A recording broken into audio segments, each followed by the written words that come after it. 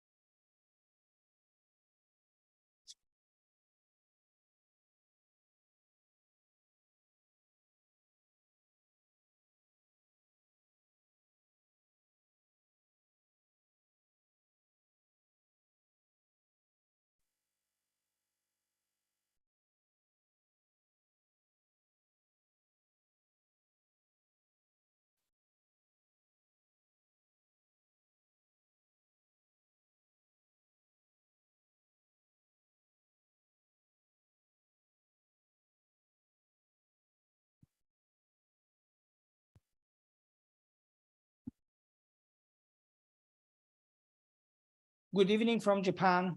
Welcome to SCoT again, or welcome if you are for the first time in SCoT. Today we are with you with another SCoT webinar, which is focusing on traditional agriculture. Our SCoT webinar topic today is globally important agricultural heritage and sustainable tourism in agri-heritage sites. The globally important heritage system is an initiative of United Nations Food and Agriculture Organization, has started since 2002 as an initiative, and it became later as a program. What we discussed today is the tourism application of agricultural heritage systems.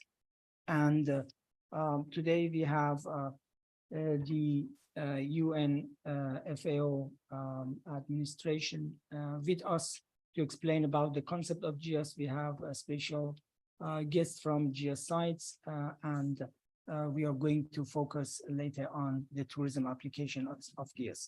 Let me introduce you our main speakers today.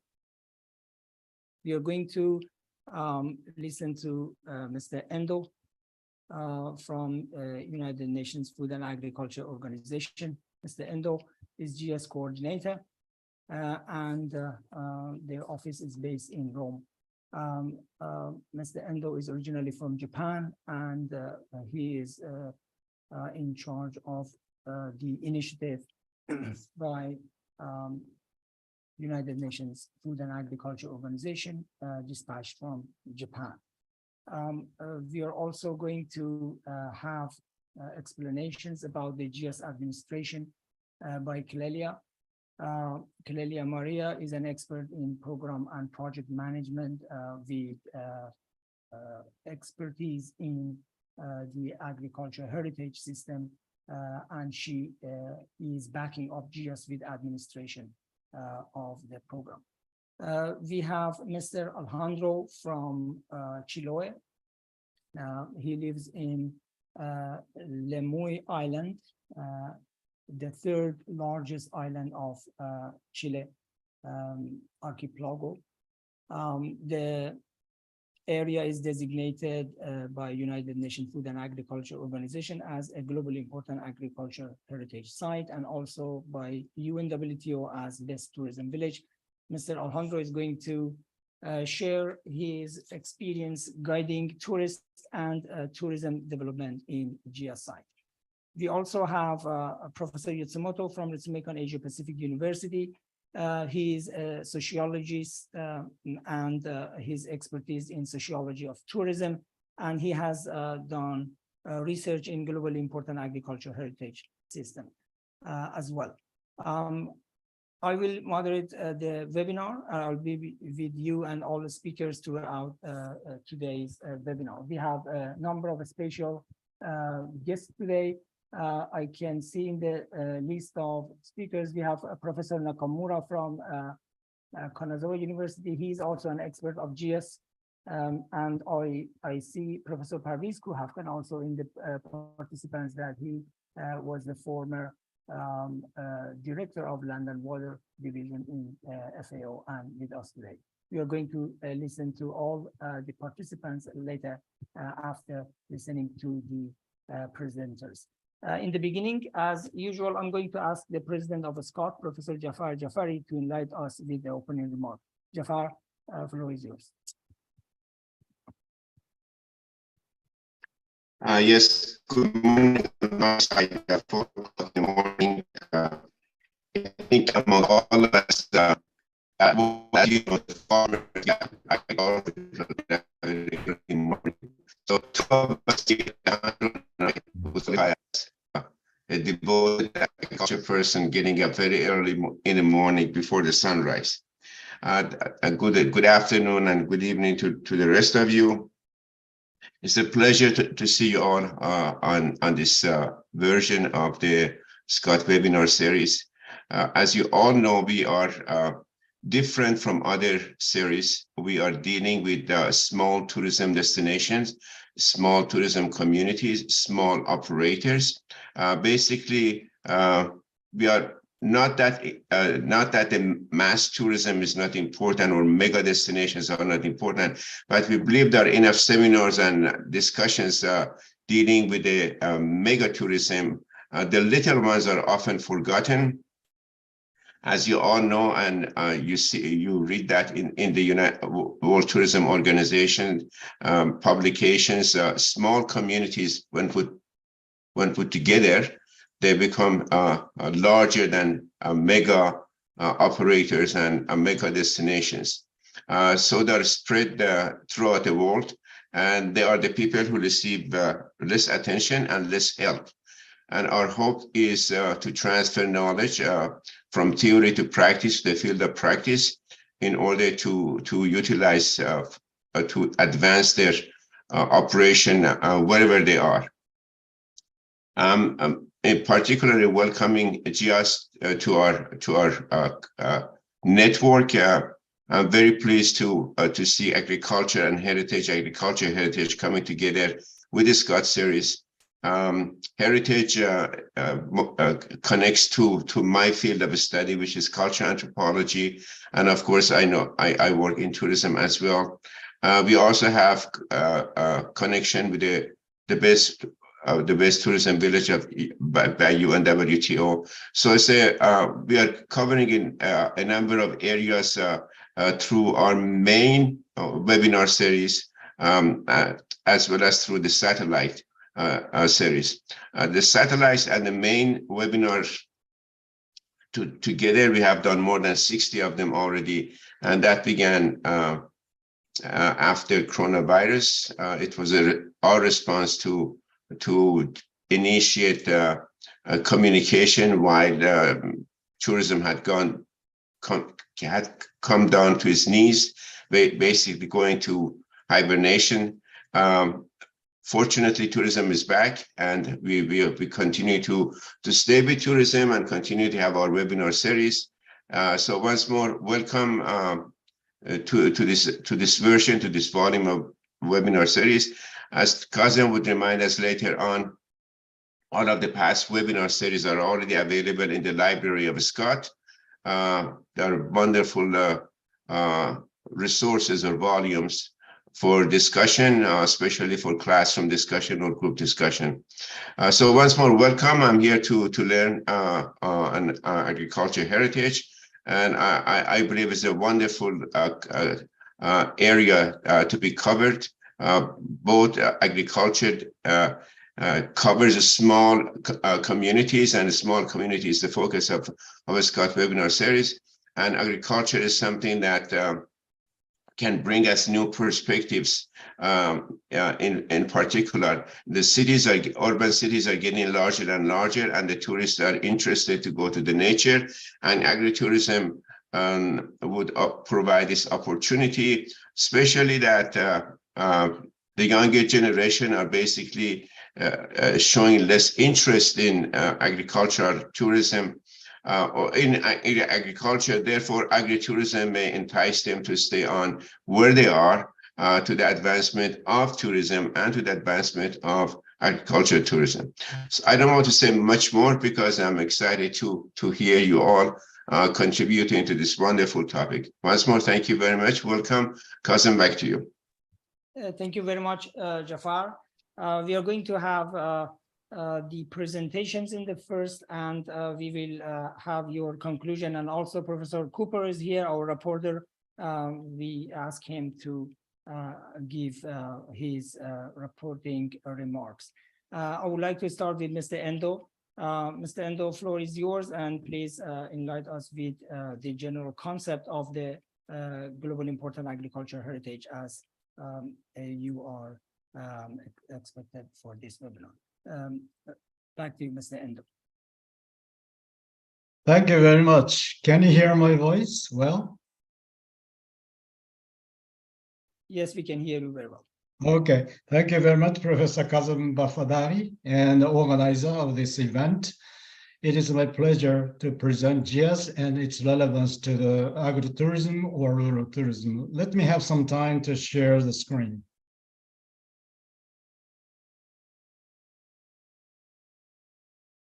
Can you see the screen? Yes, it's clear. Okay, let me begin. And I have only 15 minutes and I have to quickly finish. So thank you very much once again for all participants coming to this webinar during your very busy time. My name is Yoshihide Endo. I'm a GIAHS coordinator in Food and Agriculture Organization stationed in Rome.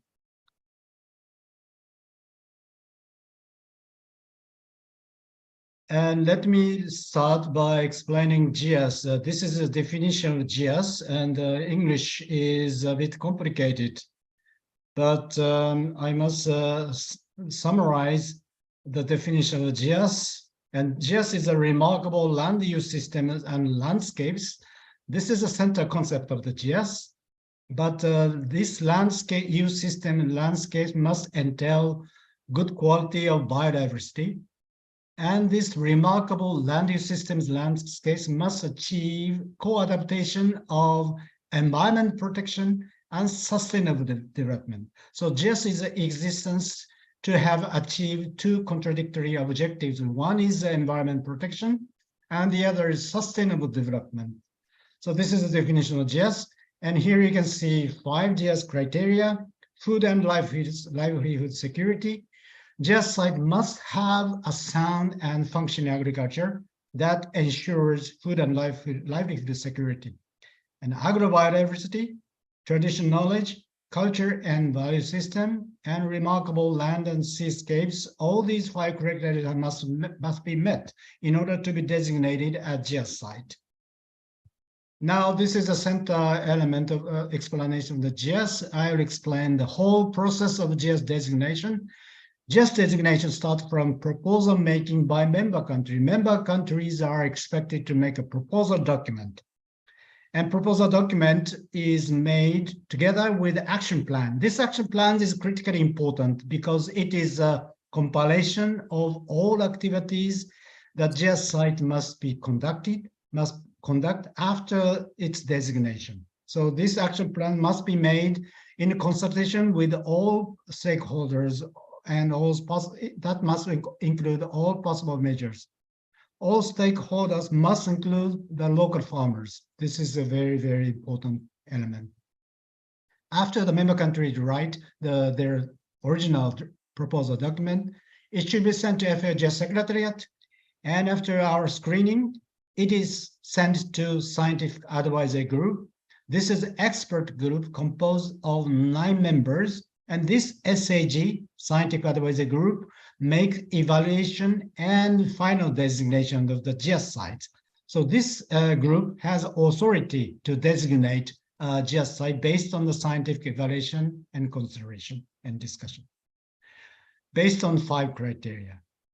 After GIAHS is designated, this is very important, the responsibility of management and of GIAHS site return to the original country and GIAHS site. And we are expecting the implementation of action plan, which I explained at the beginning. We're expecting implementation of action plan by member countries and GIAHS site people. And the action plan implementation should be implemented based on the dynamic conservation concept. This dynamic conservation is a mixture of a concept of conservation plus development. So this is different from normal conservation. This is a dynamic conservation, which entails element of development as well. And I will illustrate how the action plan must be implemented and how we expect effects of the action plan. So this is a GIAHS site, and there are many variations of menu depending on the situation of the GIAHS sites. Action plan would be implemented based on the several menus. Improvement of agriculture production and tourism production is one of the main menu of the program of the action plan. Promotion of culture, local cuisine, conservation of agrobiodiversity, knowledge sharing, transfer, resource management, and sales promotion of agriculture product produced in GIAHS site. As a result of all these action plan implementation, we are expecting that the GIAHS site will perform conservation of the core elements of the GIAHS and adaptation to ever-changing environmental, social, and economic situation surrounding the GIAHS site. And also we expect the development of GIAHS site. So this is all about the action plan implementation and what we expect as a result of this action plan. And this is an illustration how GIAHS has multifaceted nature.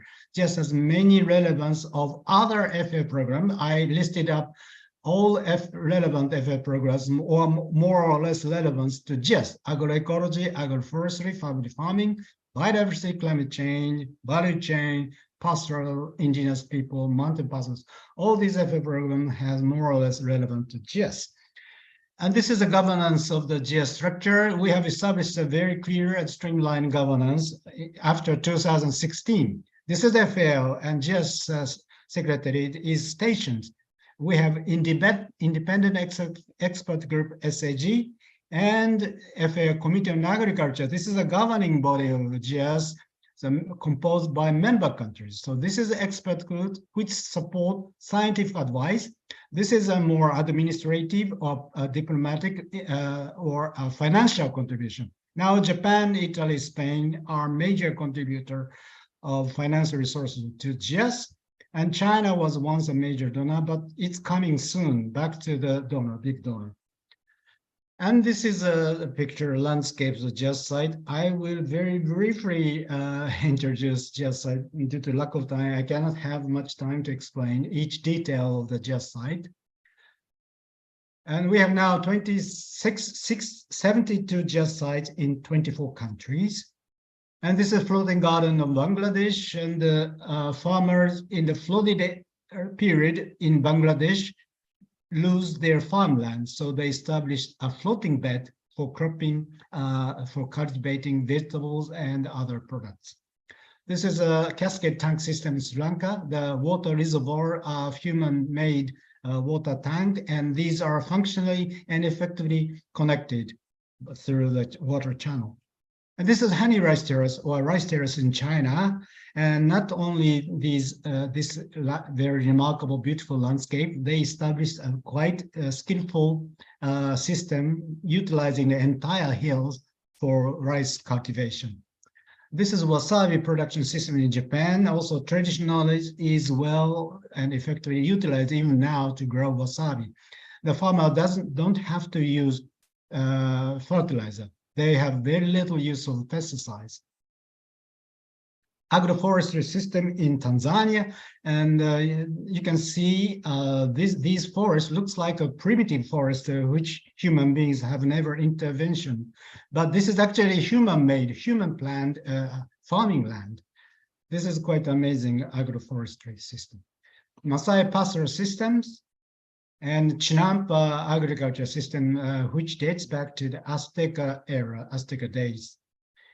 And an agriculture where that we can find wide varieties of very unique crops, and this is a very enriched land with agrobiodiversity. And I'll make a little bit explanation of the action plan activities. These are the case of a certificate system or eco-labeling system, which connect the farmers' good practices with consumers.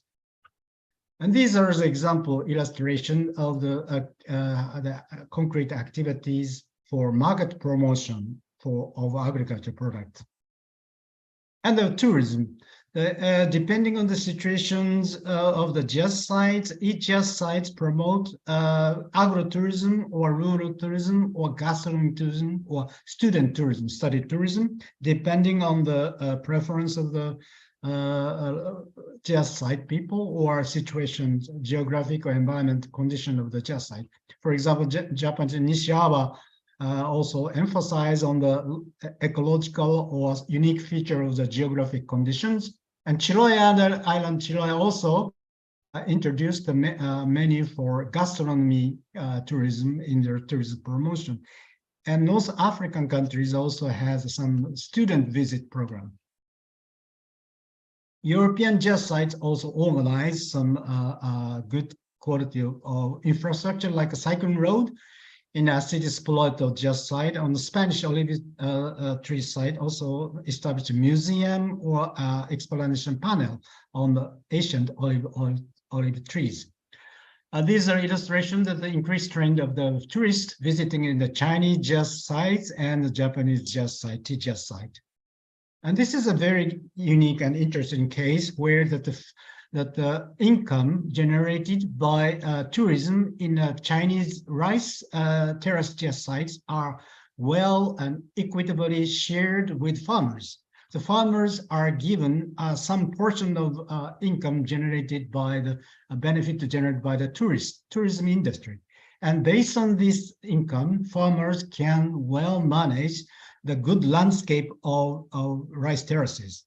So this is a very unique and interesting case that the farmers and agro-tourism stakeholders share their benefits quite equitably and quite effectively. And this is also the case of various cases summarized in this table. I cannot explain very well. This is a GIAHS site, and also entire site promoting tourism. GIAHS site is one of them, and cultures or landscapes are mixed together. And each portion of this geographic area are promoting, and GIAHS is included in one of them. And this is a case of also Chinese case where the private industry supported the development of basic infrastructure for agrotourism. Also, this is a project using the European Union Fund, VALS Fund project, which is promoted by Spanish and Portuguese GIAHS site people. This is the main promoter of this project is Andalusia GIAHS sites, Malaga GIAHS sites. Now, I came to the final slide to explain that what we should know, what we should understand to make a clear guidance of the rural community or agricultural community to develop their sustainable rural tourism. These are points we need to understand in the future. Our journey to seek deep understanding of the tourism development just has started. First point, we need to understand how rural community can make the best concept strategy for tourism. There are many types of tourism that can be planned and developed in the rural community. Agro-tourism, rural tourism, ecotourism, gastronomy tourism, exchange program with the students or citizens. So we need to give some guidance how each rural community can establish best and suitable type of tourists in their own areas. And who should be the business operator? This is a very difficult question. Should farmers take care of the hotels or accommodation, or other professional business people should take care of the hotels or accommodation? And who should operate restaurants and also food processing lesson course or cooking course or local tourist guiding? These are the issues that we need to also give guidance to the rural communities. How the basic infrastructures and facilities and necessities for agrotourism can be developed. How to support basic investment of agrotourism. This is also very important because some farmers need to renovate their houses to provide good quality of hotels or farm inn. Also, how the supporting system should be developed. We need to make a sort of education guidance to the business operator of the agrotourism, how farmers can be well developed about their knowledge and business know-how of agrotourism, operating agrotourism. And in particular, this is important for GIAHS site, how the specific feature of agriculture, landscapes, and the biodiversity and the environment and culture in such a GIAHS site can be effectively integrated into the agrotourism and its related tourism activity. How you best sell your unique feature of agricultural land or agriculture site as a promoting element for the agrotourism. This is a very important aspect. We need to pursue. This can be particularly important for GIAHS sites.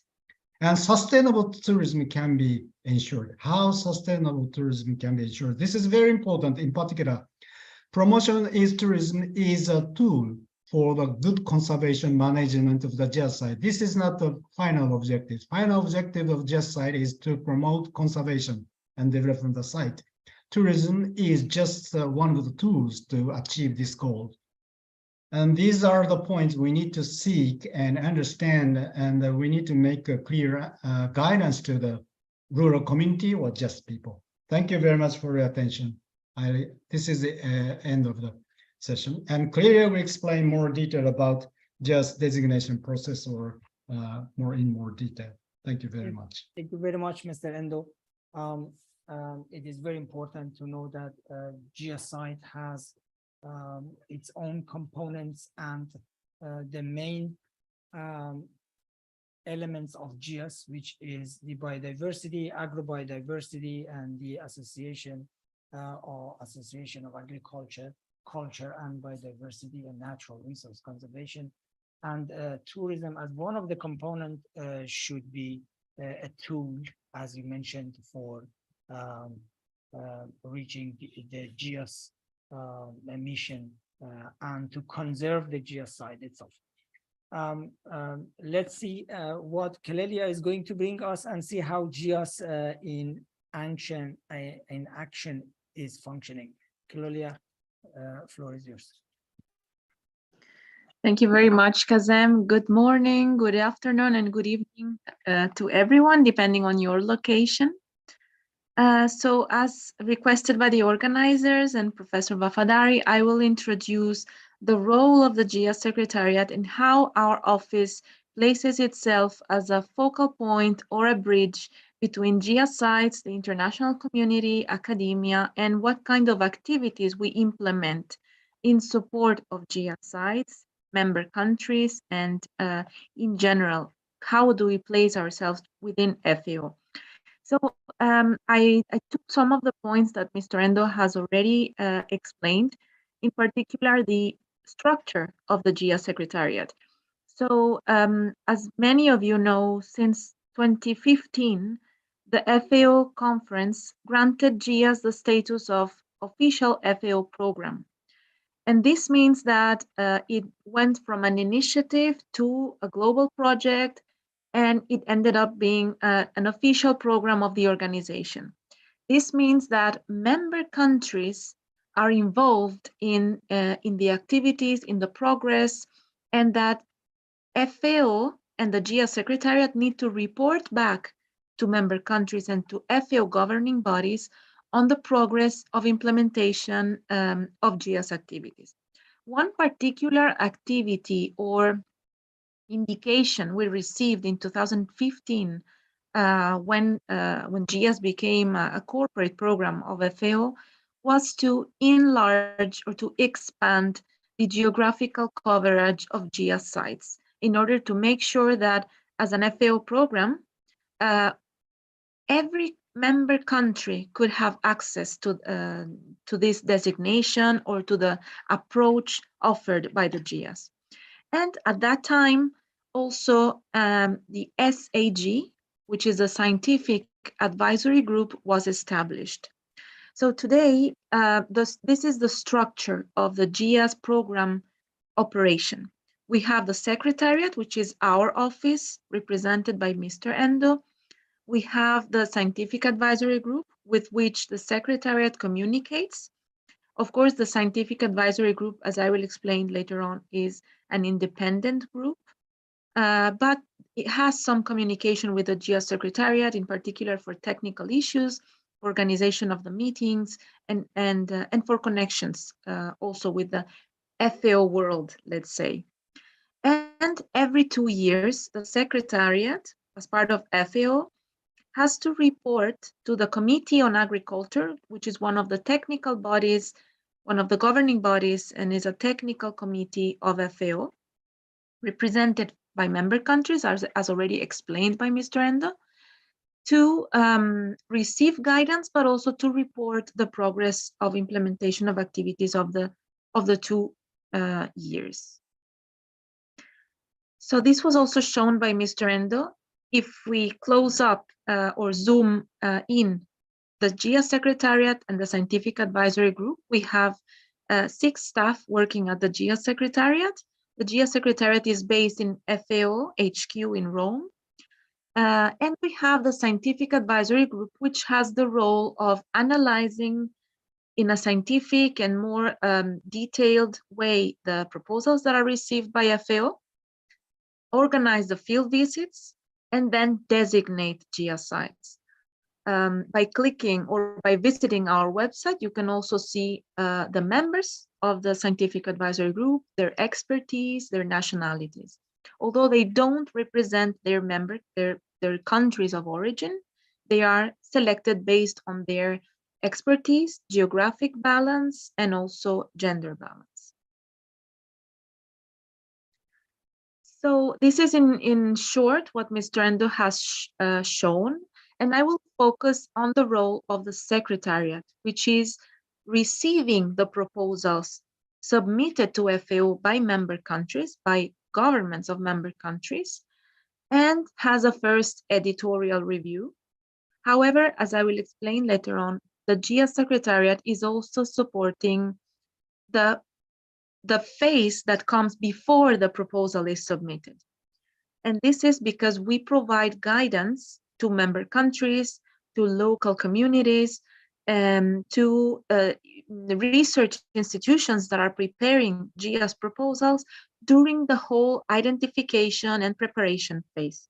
Of course, once the proposal is submitted to FAO officially, it becomes, the official process that you see here will start, and then it will go for the official evaluation and field visit by the members of the Scientific Advisory Group. So what are the main functions of our Secretariat, and how do we communicate with member countries? What is the central role of this Secretariat in FAO? Of course, we maintain the diplomatic relations with FAO member countries. This means not only maintaining relationships with the GIAHS member countries, because this is very important to maintain the contacts, to communicate with government representatives, with the representatives in Rome, in the permanent representations to FAO, to make sure that all coordination and communication is well streamed from the local level to the national level and then to the international community. So the way the GIAHS program operates is, let's say, at 3 levels: at the international level, with the international recognition, with relationship with the member countries and with country representatives; at the national level, because we have relationships with national governments that are preparing proposals or that are implementing the action plans or need support or technical support for implementation of specific activities as the ones presented by Mr. Endo. And then, of course, at the local level, as I will explain later on, with, for example, capacity buildings, training courses that we do directly with local communities. And all this comes before, during, and after the submission of GIAHS proposals. Then, of course, we organize awareness raising and promotional activities such as webinars, seminars, conferences, GIAHS international forums. This is very important because as most of you know, the GIAHS program is not as well known as, for example, the UNESCO or other types of international recognition processes. So it's part of FAO's responsibility to increase awareness and to disseminate and it's part of what we are doing today here, disseminate the concept of GIAHS and the importance of this approach, because it's actually a very unique approach. And when we succeed in explaining to member countries or to applicants the real meaning of the GIAHS approach, they actually find it very useful because it's designed for agricultural sites, as we mentioned at the beginning of the workshop. So any activity included in the action plan, it's not just an activity for promotion itself. They are activities that are promoting agricultural sites and therefore need to be designed in a participatory approach and with the guidance of FAO. So this is part of our responsibility as well. And also, as I was mentioning earlier, in the framework of the expansion of GIAHS site representation, this awareness raising, inclusion of new countries is very important for that objective too.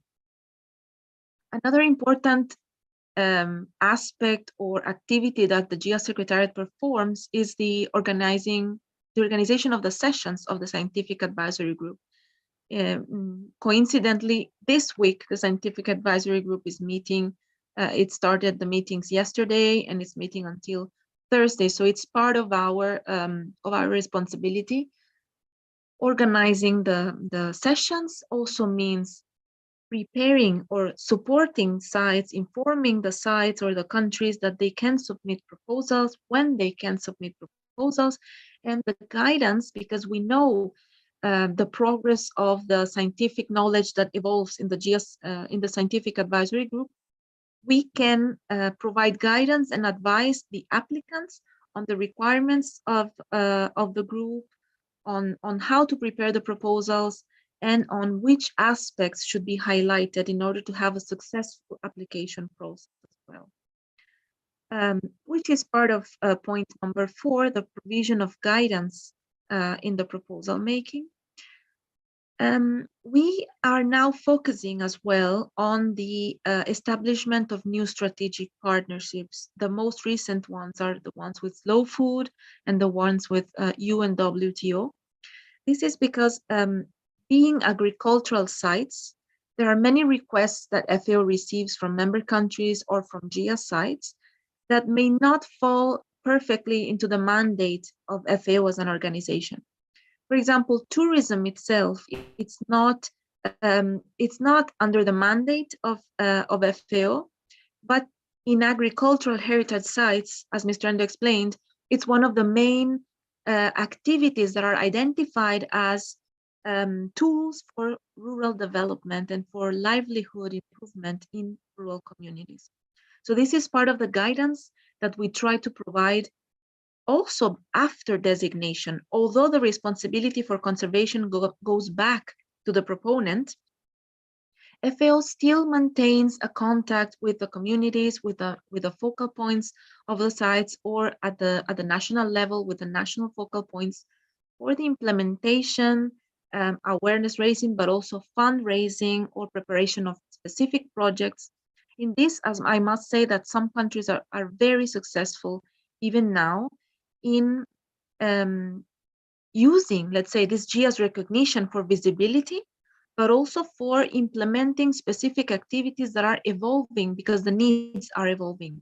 So I can mention, for example, Peru, Mexico, and Chile. They already applied for second phases of the initial GIAHS project that granted the designation. We also have successful cases in East Asia, for example, China, Japan, and Korea. They are even more advanced. They created East Asia Association for Research on Agricultural Heritage Systems. All these activities are not necessarily led by FAO, but are consequences of the community building of GIAHS, of a GIAHS community at the regional level, at the national level, or even at the international level with the networks that can be in place. We are also recently working very closely with the academia, signing agreements with universities. The most recent one is the one with the Polytechnic University of Valencia, which has a specific activity in the work plan for the development of GIAHS scientific, for scientific papers or research regarding GIAHS. And of course, this is not just happening at FAO level, but also at, as I mentioned, at country level and regional level. And as you may know, these are traditional sites, and most of the knowledge that that they harbor is not documented scientifically.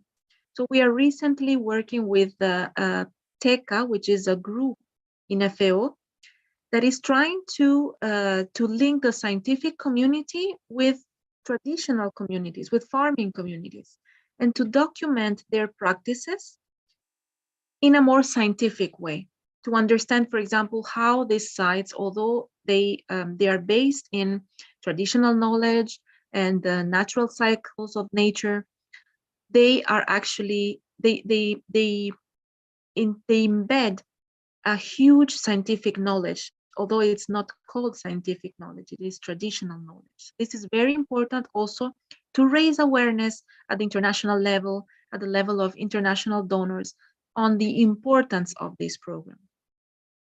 And of course, we communicate internally with the FAO governing bodies on the progress, but also we receive guidance from governments.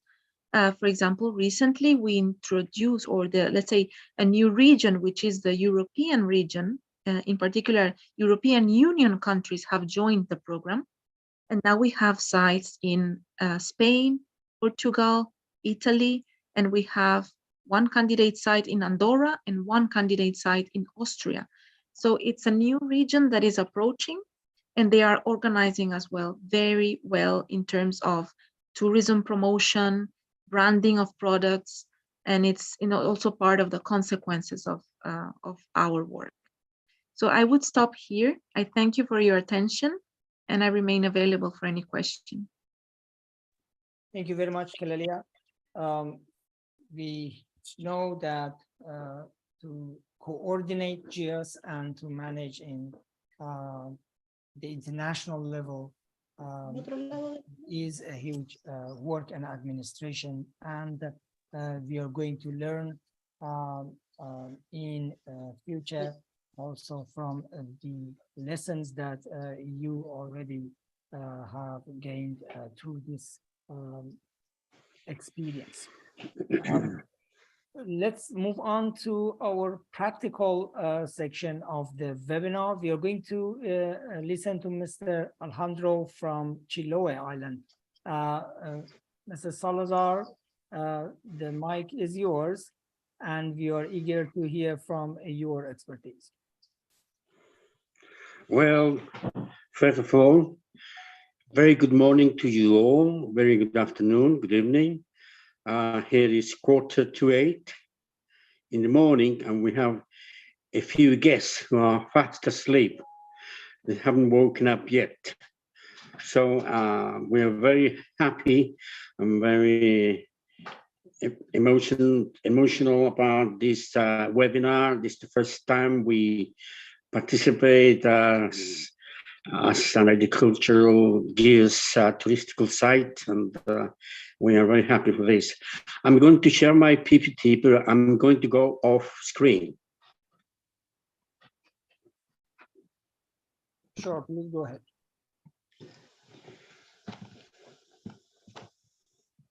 Okay. Well, I'm going to start by giving a very sort of brief description about where we are. We are, well, in the south of Chile. You can see in the map there that Santiago is quite far away from Chiloé. It's about 1,200 kilometers. Can you share? And this is Chiloé. Can you hear me? Can you share the screen, please? Aquí sí puedes compartir la pantalla. Oh, right.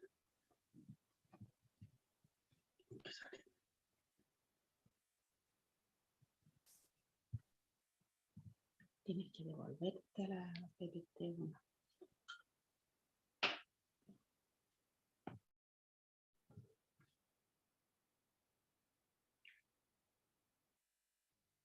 Can you see it? Yes. Yes, we can see it. You can see it. Right, perfect. So I'm going to start again. Sorry about that. As I was saying, we are about 1,300 kilometers from Santiago. This is the island of, this is the archipelago, hold on. This is the Chiloé archipelago. We are right in the middle of it. Archipelago of Chiloé has about 44 islands, and Lemoy itself, it's the third largest island in Chiloé. It's about 97 square kilometers and a population of about 4,000. The main employers here are the salmon and mussel industry, followed by the public sector. It has about 40 services dedicated to rural tourism, but only one enterprise, Casa Pindal, has a certified distinction. Last year, December of last year, we received the Best Tourism Village Award from the World Tourism Organization, and we were happy to get this distinction worldwide. And at the same time, the government, the Chilean government, has declared the island as an area of tourist interest. It's abbreviated SCoT zone. This is very important, being Lemoy, it's a small island compared to other islands in the world. It has very small population, and it's mainly an agricultural island. It has about 40 agricultural sites, and the island is surrounded by salmon and mussel industrial sites in the sea.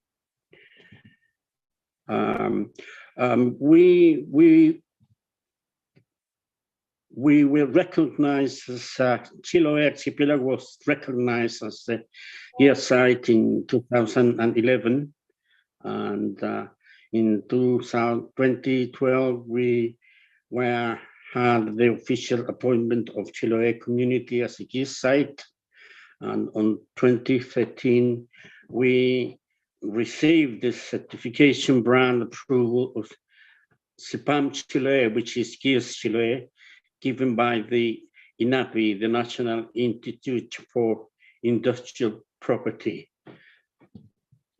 There are about, we have 10 communes here in Chiloé, Castro, Ancud, Kemchi, Keilen, Curaco de Vélez, Chonchi, Dalcaue, Quinchao, Puquerdón, Quillón, and a number of certified products and services. You can see the numbers there.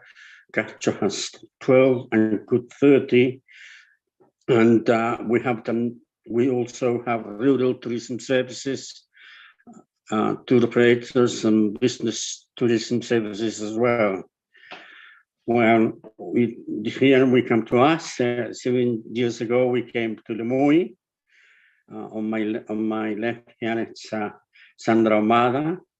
She's my partner, and she's a psychology from Universidad de Chile, and she has a master's degree in psychology from Catholic University as well. I am Alejandro Salazar, chemical engineer from South Bank Polytechnic University, England.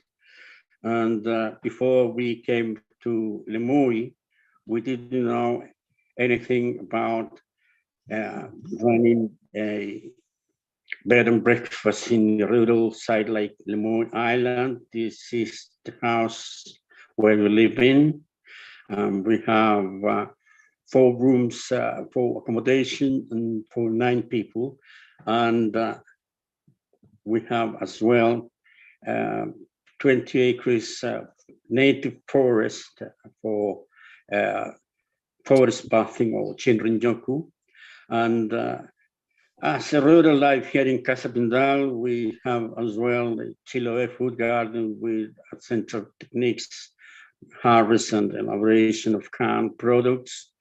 We do have our animals as well, lambs and sheep for circularity in handling with meat, wool and tannery.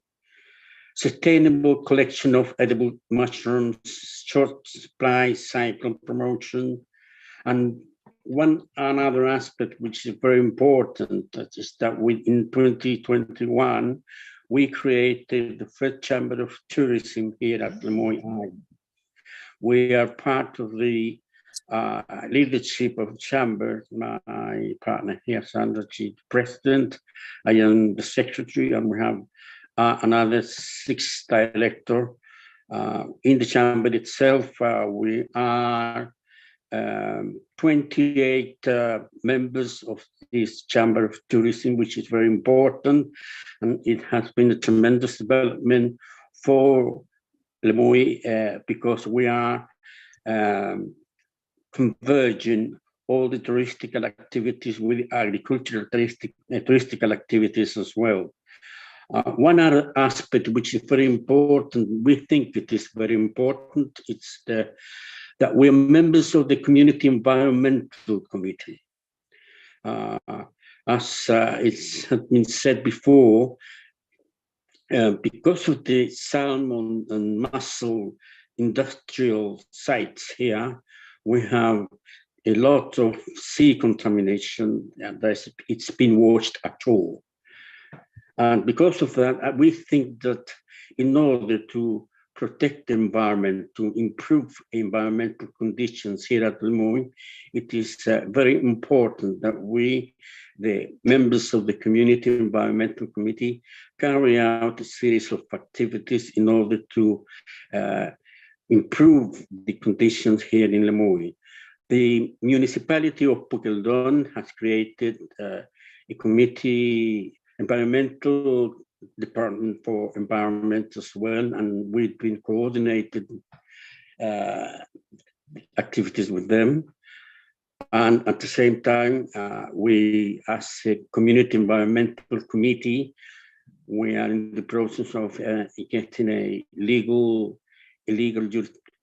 jurisdiction. Well, one aspect which is very important, it's that we have forest bathing here at Casa Pindal, and that's very important for us because it's a 20 acres place. At the same time, we were thinking in 2019, we were thinking, well, we are on the GIAHS side.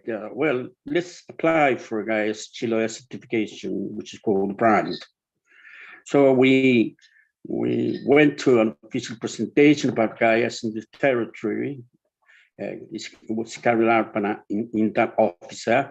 We had some videos, and we were able to watch some GIAHS sites in the world, and it really opened our minds. So we thought, oh well, we should. What's all this about GIAHS? Yes.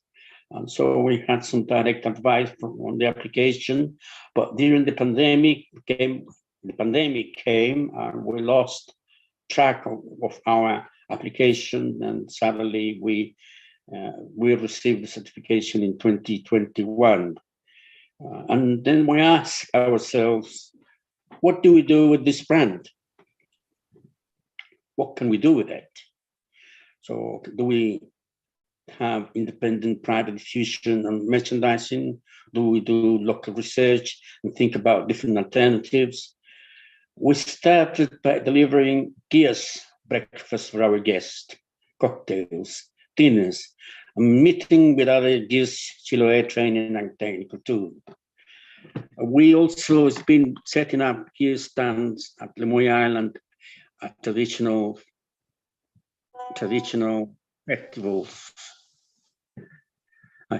In our experience, Chiloé is an extraordinary GIAHS site whose diffusion throughout these 12 years has been inconstant because of political decisions, management, pandemic, within Chile and abroad. Only recently has been reinvigorated. We've been having a better articulation between ventures, training, and technical tools. And the promotion and dissemination of GIAHS come from within each enterprise that has the zeal, and to the extent that each one can do it. It does not imply direct state benefits, such as commercialization, application to projects, etc. It's not a tool that helps the social environment protection of the territory. So we have few challenges. We have a few challenges that for rural tourism and GIAHS, we need that. We have to have a real impact. We have to have a significant and constant momentum over time. That we should be part of state policies with a clear, unified, and efficient management. GIAHS has to start developing and helping the social environmental protection of the territory as well. The enterprises with GIAHS certification are considered GIAHS managers, empowered with capacity to propose and manage development. That's very important.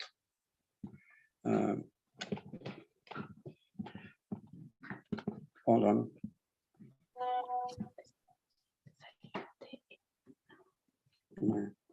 My PPT, it's got stuck, but that's more or less what I could say. Hold on. Mr. Alejandro, we have my colleagues are sharing the screen. Don't worry, you can see the screen. Yes, of course. When we would say that the enterprises with GIAHS certifications are should be considered GIAHS managers as well, that we should be empowered with a capacity to propose and manage development as well. And that was the last slide. I think thank you very much. I'm not able to move my screen here, but on the last slide, yes, we have this little hummingbird in net here in the forest.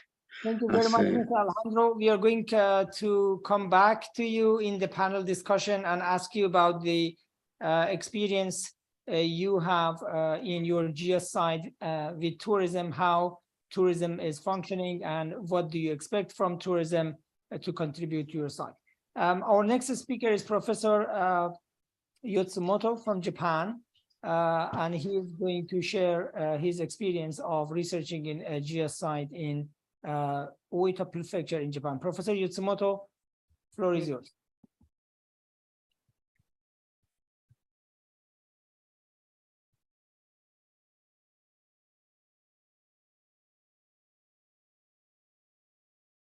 You can see the screen. Hello, everyone. My name is Yukio Yatsumoto from Japan. The title of my presentation is Tourism Development in Japanese Community, designated as GIAHS, a case of Oita Prefecture. So, as of February 2023, Japan has 13 globally important agricultural heritage systems sites. And today I'll talk about Oita GIAHS in the west part of Japan.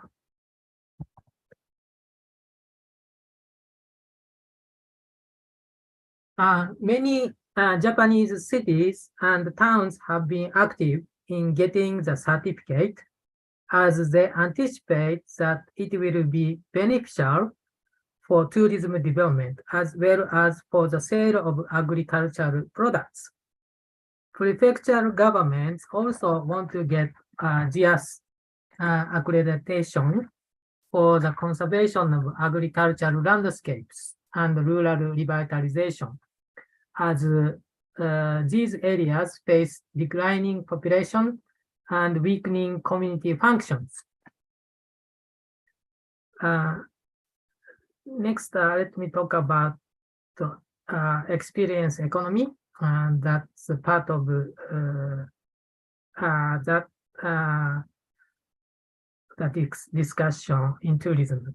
So the experience economy has been recognized since 2000 as an independent social phenomenon that is distinct from the service economy.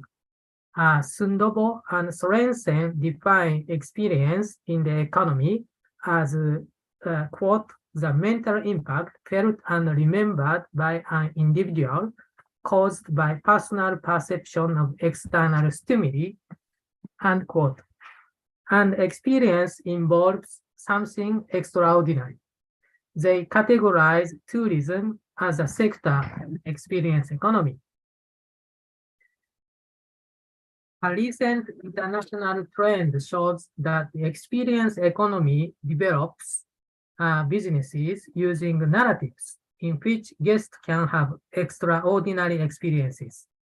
So this is increasingly used in the tourism industry as tourists make decisions by using ICT, in which the presentation of narratives and storytellings are necessary to differentiate one destination from another. Storytelling has become an important tool for destination marketing and branding. When good narratives are present, tourists can form attachment with the destinations that make their travel experiences personal and meaningful. In the process of making a narrative in the tourism, various resources such as culture, historical, geological, geographical, biological features, and contents are necessary components. In developing a local tour, local resources are explored, sorted out, and evaluated. Then a tour is created by combining them under a concept in which a story, the narrative, is a critical factor.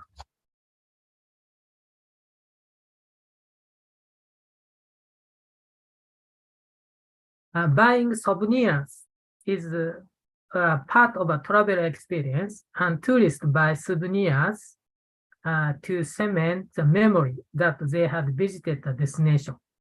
Therefore, souvenirs represents a destination, and to sell them associated with the story is important. Yeah. And also, local cuisines are also important. It enhances visitor experiences. So compared to dishes in the regular restaurant characterized as a service provision, the delivery of local dishes using local ingredients and associated with local culture has characteristics of staging. In GIAHS areas, so local resources are collected, classified, and arranged into agricultural heritage systems in the process of the GIAHS application. So these agricultural heritage systems are already narratives about traditional agricultural practices and cultures that have been scientifically produced. The description of the systems, that is, the narratives, have the characteristics of authorized authenticity, certified by FAO.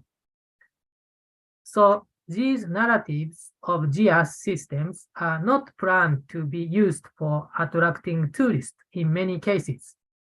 But while they are intended to aid in preserving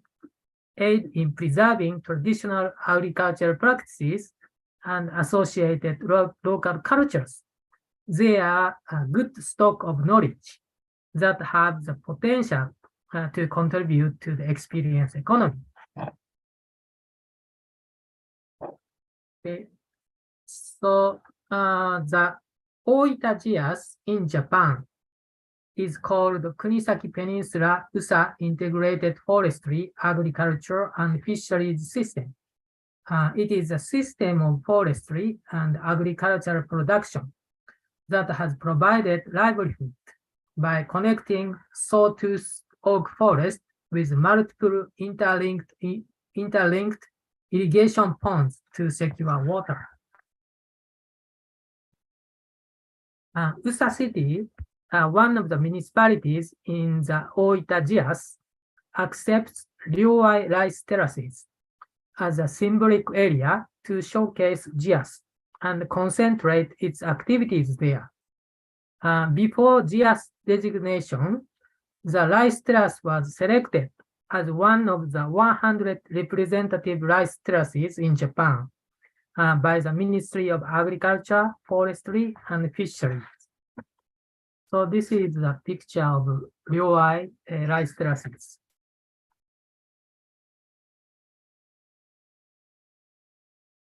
A rice package was developed and sold in a department store in Fukuoka City, which is the largest city in the Kyushu region. This package shows an illustration of the rice terraces with the words Japan's 100 best rice terraces and Ryōai rice terrace. It also includes the words a nickname of a terrace, where the packaged rice was harvested. On the back, it has a sentence saying that we support Kunisaki Peninsula USA area GIAHS. This rice is sold by a story that it is harvested from the rice terraces where a loach live, indicating that rice is free from agrochemical residues. It also has another story about the nickname attached to each terrace. It is unique to have an individual nickname that is land-based, not producer-based. To know this creates personal and special feelings among consumers. Taking advantage of these feelings means the rice can be sold at a premium price. Actually, that is 30% higher than the price of regular rice. And this is a picture of the package. As part of the preservation effort, the city has established a community house by renovating an abandoned dwelling. This house, facing the rice terraces, is used to hold exchange events between residents and people from urban areas, as well as to accommodate university students who stay overnight to learn rural ways of life, including agricultural practices and local dishes. So this is a picture of an exchange event.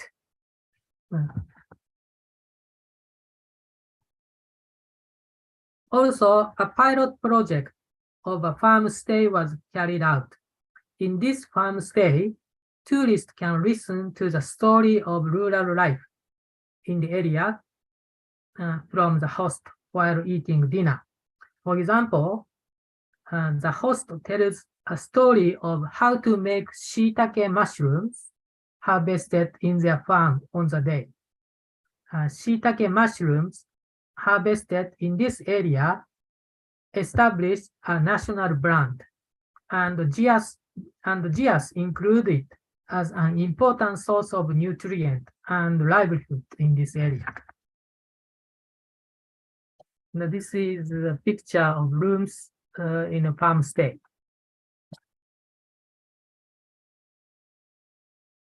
In the Oita GIAHS site, souvenirs have been developed using GIAHS narratives. To be an attractive destination, a GIAHS site has to develop narratives that provide tourists unique experiences. Food is part of a destination's culture. Typically, when tourists buy food that is sold as a souvenir and eat at home, they not only enjoy the taste, but also imagine its place-based identity. So, two layers of narratives exist in the experience-based products in GIAHS areas in Japan. The first layer of narratives is created utilizing already known agriculture and cultural traditions in locality. For example, the rice from Ryoai paddy field has been promoted as a traditional foodstuff that represents their community. The second layer of narratives is the GIAHS story added to the first layer. It is a scientific reinterpretation of local agricultural heritage. There are no GIAHS certified resources that are not embedded in the local system. Therefore, for the local revitalization, local governments, communities, and non-profit organizations make narratives using tangible and intangible local heritage, many of which have been known to the local people for many years, and some to outsiders. By connecting them to GIAHS, that is, the creation of the second layer narrative, local heritage is connected to global community.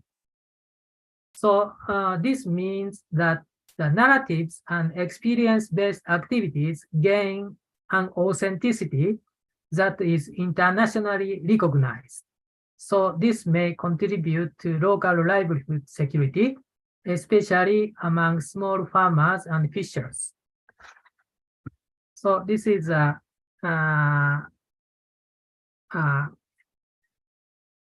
this shows two layers in the experience-based products, two layers of narratives. So a small circle is narratives based on existing local traditions.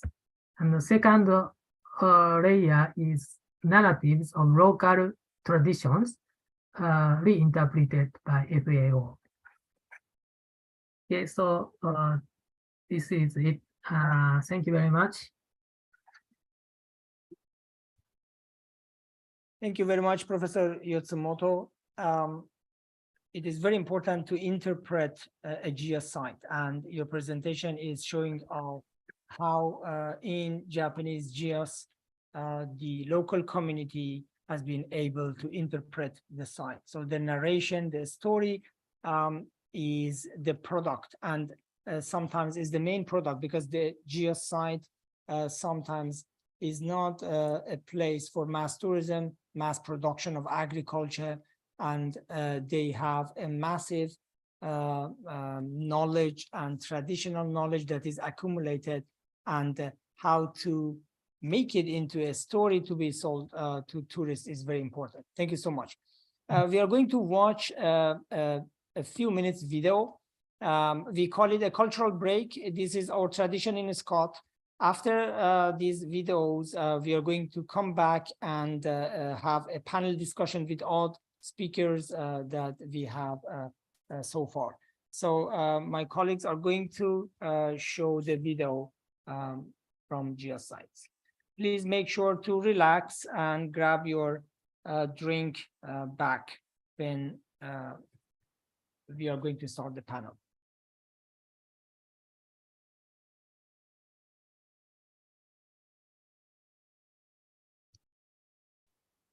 Please start the video.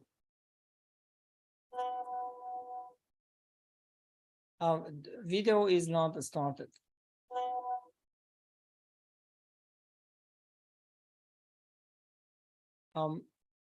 SCoT admin, can you reshare the video or make sure to click the checkbox on the bottom?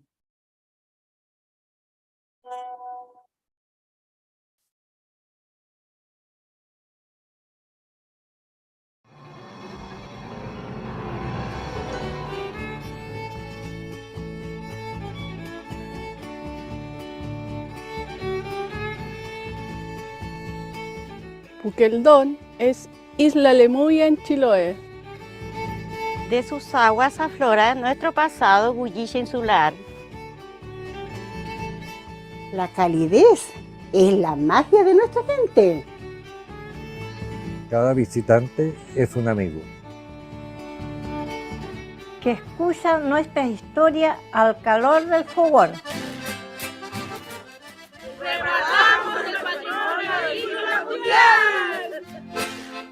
Rescato sabores antiguos y soy guardadora de 112 variedades de papas chilote. Vamos tejiendo el turismo rural. Nuestras manos son sagradas. Vivimos nuestra cultura. La religión y los mitos son nuestro mundo. Nuestras iglesias son patrimonio de la humanidad. Bienvenidos.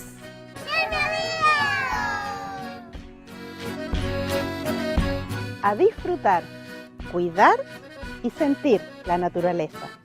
Nuestras fiestas, costumbres y tradiciones. Queremos compartir nuestra experiencia. Aprender de otros pueblos en el mundo. Y sépate la Red Mundial Victory Village. Bienvenidos a Isla Lemuy. Qué bonito es mi Lemuy. La balsa que nos lleva desde Huicha hasta Chunchuy. Es tierra de...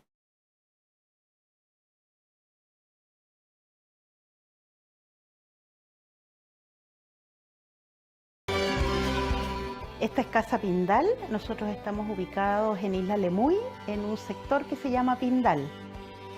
El turismo rural es una actividad turística muy completa y que busca invitar a las personas a conocer un modo de vida tradicional y distinto a la vida citadina en el fondo, ¿no? Nosotros tenemos por una parte el hospedaje con capacidad para 9 personas. Tenemos además la huerta, tenemos animales de granja, corderos, ovejas, gallinas con sus maravillosos huevitos. Y además el gran tesoro de este lugar, que es el bosque nativo. ¿Por qué? Porque todos quienes hemos tenido la fortuna de caminar por un bosque nativo sabemos lo bien que hace. Una caminata tranquila, una caminata como empapándose de todo lo que hay en el bosque, por eso se llama baños de bosque.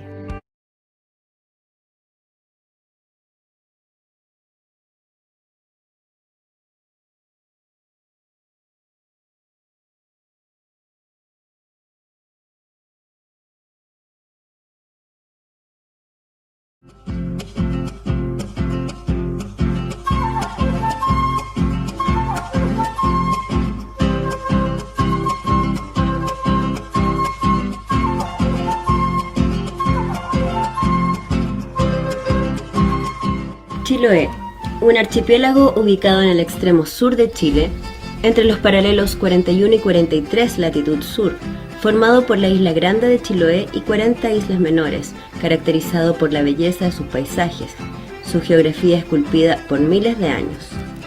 Su biodiversidad, la mezcla de pueblos, cultura autóctona, historia, conciben un lugar que a sus habitantes ha entregado un cúmulo de experiencias y aprendizajes, permitiéndoles generar el desafío de hacer sustentable y productivo este hermoso lugar, con una identidad cultural muy marcada y un desarrollo territorial que crece día a día.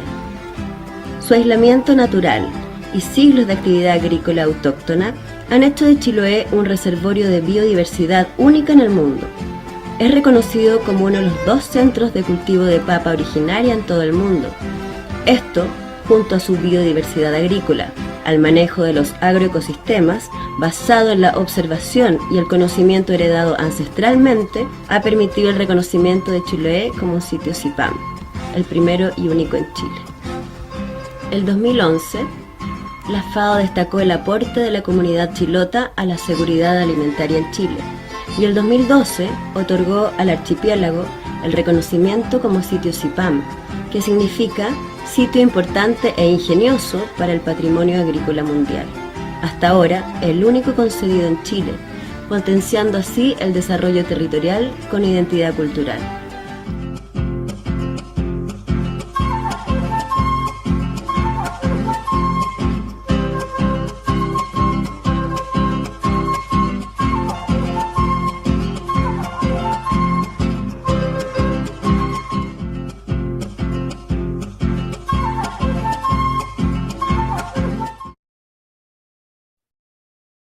Thank you very much.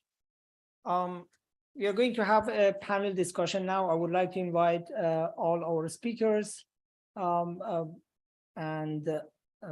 Professor Jafar, Professor Cooper, to share the viewpoints of tourism in geoscience.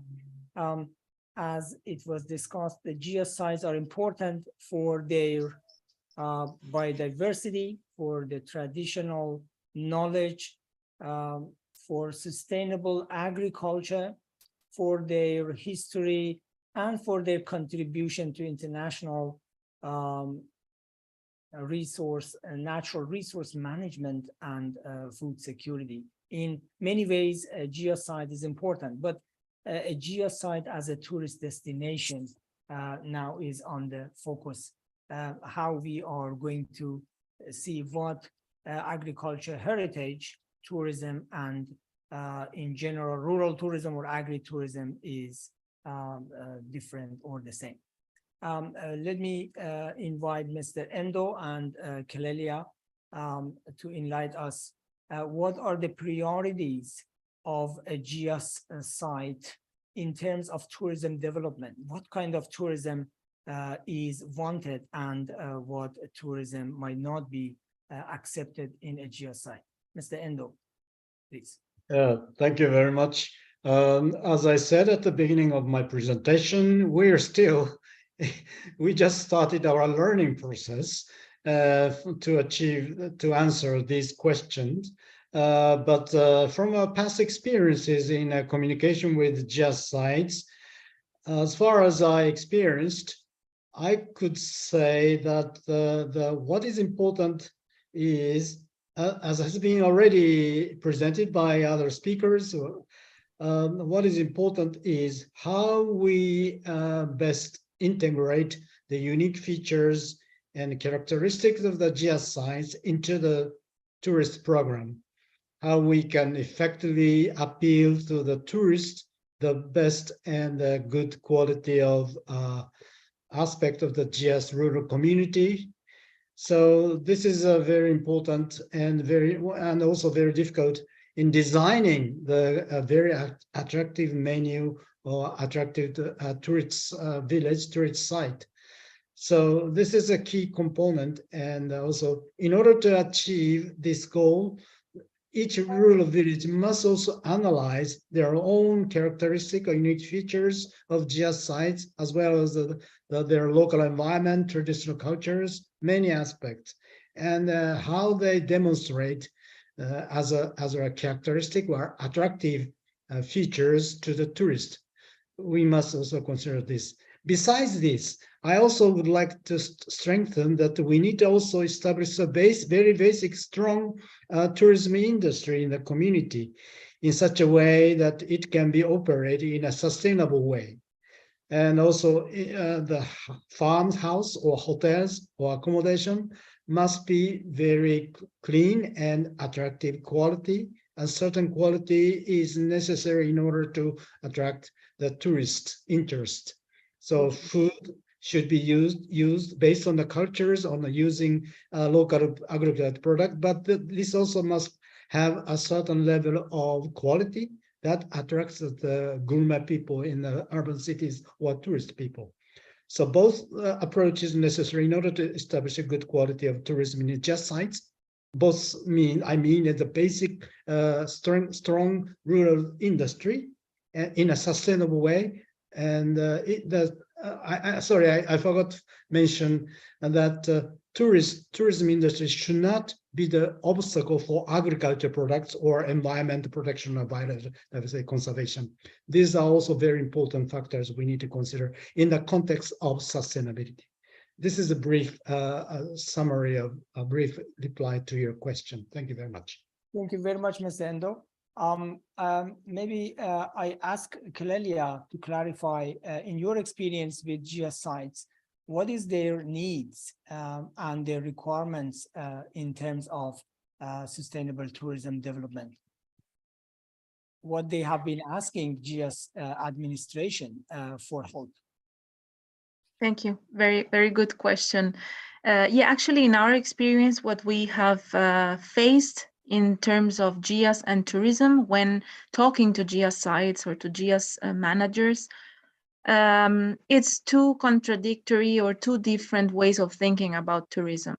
So most of the GIAHS sites want to develop tourism, but they are afraid of opening to mass tourism. For example, what we have been mentioning in this webinar today is that we need to design specific experiences that are in line with the GIAHS context. And this is extremely important because just opening up to tourism is it's not necessarily the best solution, but it's also maybe not going to work because you need to target specific audience that would be interested in a GIAHS experience.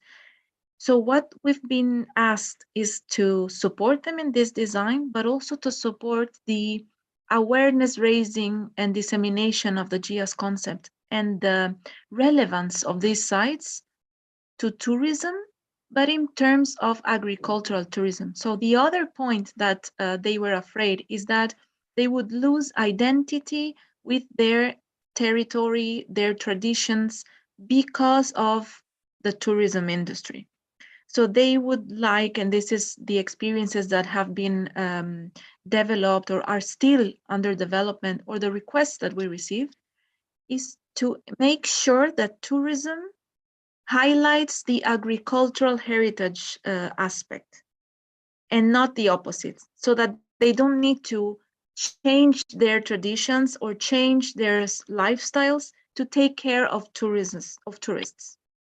And the other one is branding of the site, promotion of local products, promotion of their festivals, traditions, because this connects tourists or the external audience with what is happening in the GIAHS site and their traditions and history. I hope I answered your question. Thank you very much. Yes. Actually, tourism in a GIAHS site and tourism in a usual farm is different due to the sensitivity of the site and the importance of and the way of conservation of the site. Let me ask Professor Yatsumoto about his idea on what kind of conservation or contribution you think tourism can do in a GIAHS site.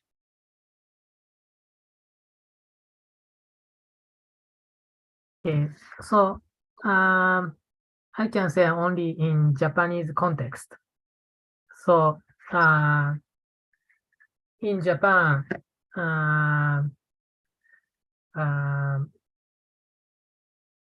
agriculture is a kind of declining industry. So people cannot sustain their life only by agriculture, income from agriculture. So,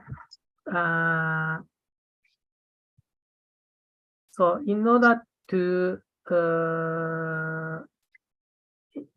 increase the number of farmers in in depopulated areas, they need something extra income in addition to income from farming. So tourism is a promising industry that can provide additional income to farmers or people who want to do farming in rural areas. Thank you very much, Yotsumoto Sensei. But still, there is a question that how farmers are able to accommodate tourism, and if tourism is going to be a complementary or supplementary income source, is a GIAHS site ready for tourism? What are the needs, and how tourism products in a GIAHS site is spatial? Let me go to Chiloé Island and bring Mr. Alejandro. Due to your experience, Mr. Alejandro, what are tourism requirements, the needs, and what are the opportunities of tourism in sustained form in your place? Thank you very much. It's a complicated question to answer, but I will try my best. First of all, Lemoy Island, it's the third largest island here in Chiloé, and we are basically a rural agricultural island. And we have some tourism development, and we've been able to, as I said in my presentation, to create a local chamber for tourism, and that has made some impact on local people who are organized in various ways. There are some places who give out food, restaurants, some people who offer accommodation, and some people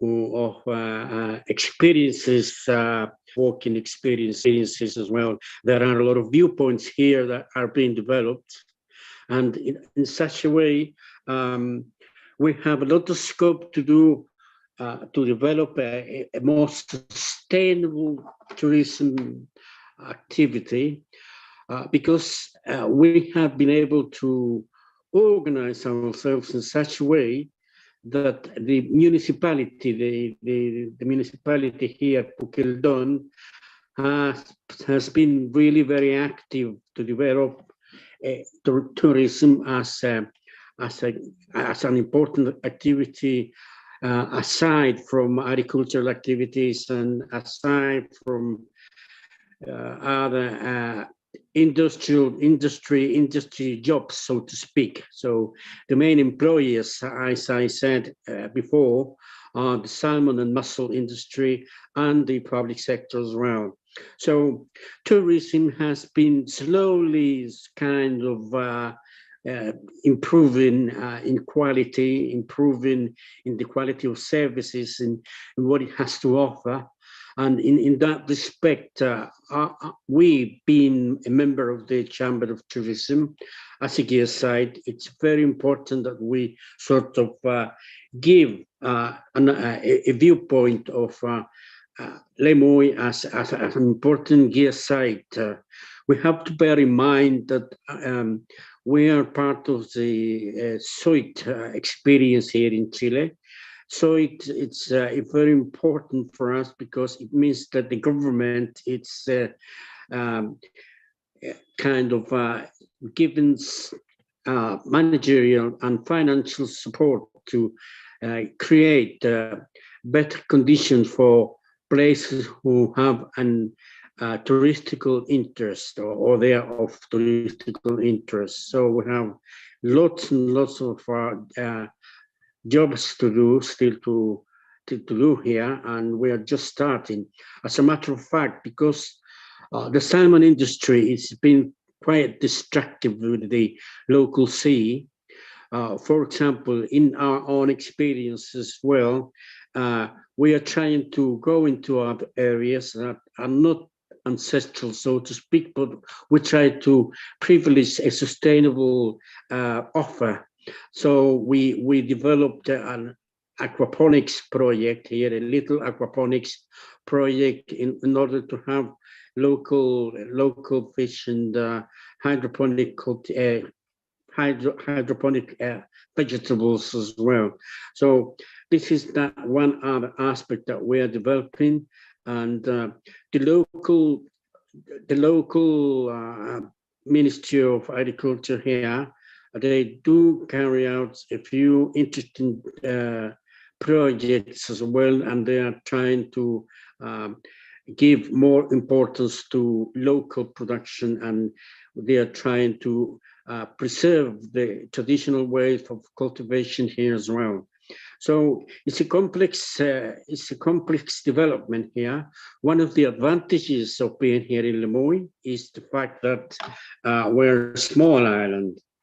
We don't have so many people. So in order to organize ourselves, it doesn't take too much effort, or it doesn't take too many resources.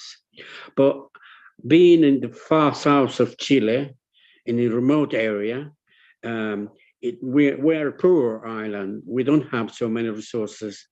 And at the same time, because we have the churches, which are part of the patrimonial route, we are lucky to have a highway here in Lemoyne, and that's it's very advantageous for tourism.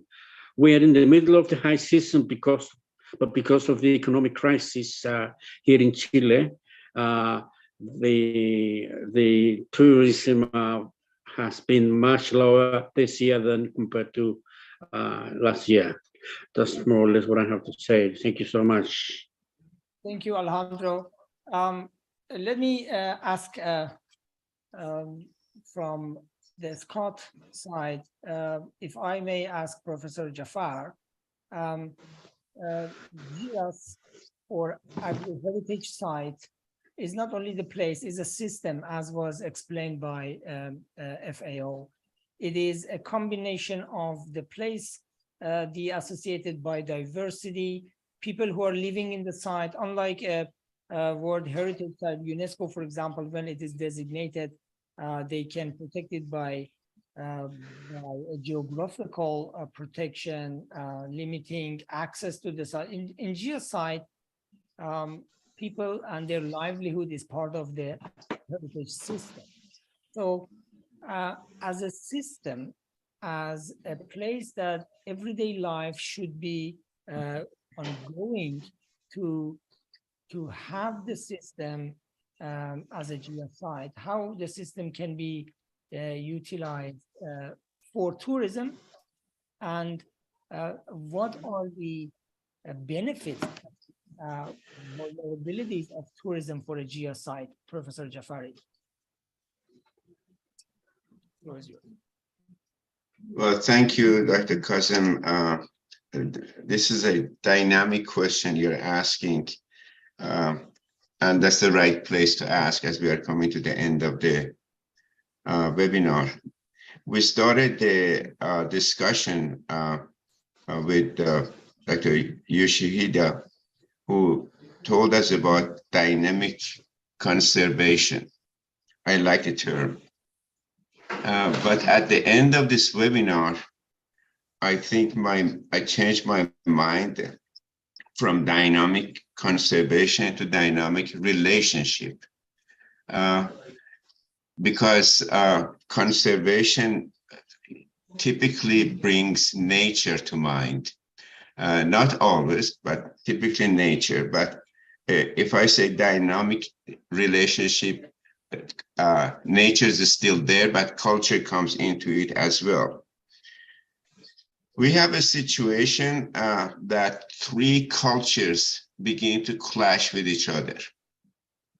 in the agri-heritage destinations. One of them is the culture of agriculture itself. Each destination has its own way of doing agriculture, and that is a culture. Then we have the local culture, the way people live, not on the farm, the way people live, local culture. And to this arena, we bring the tourist culture.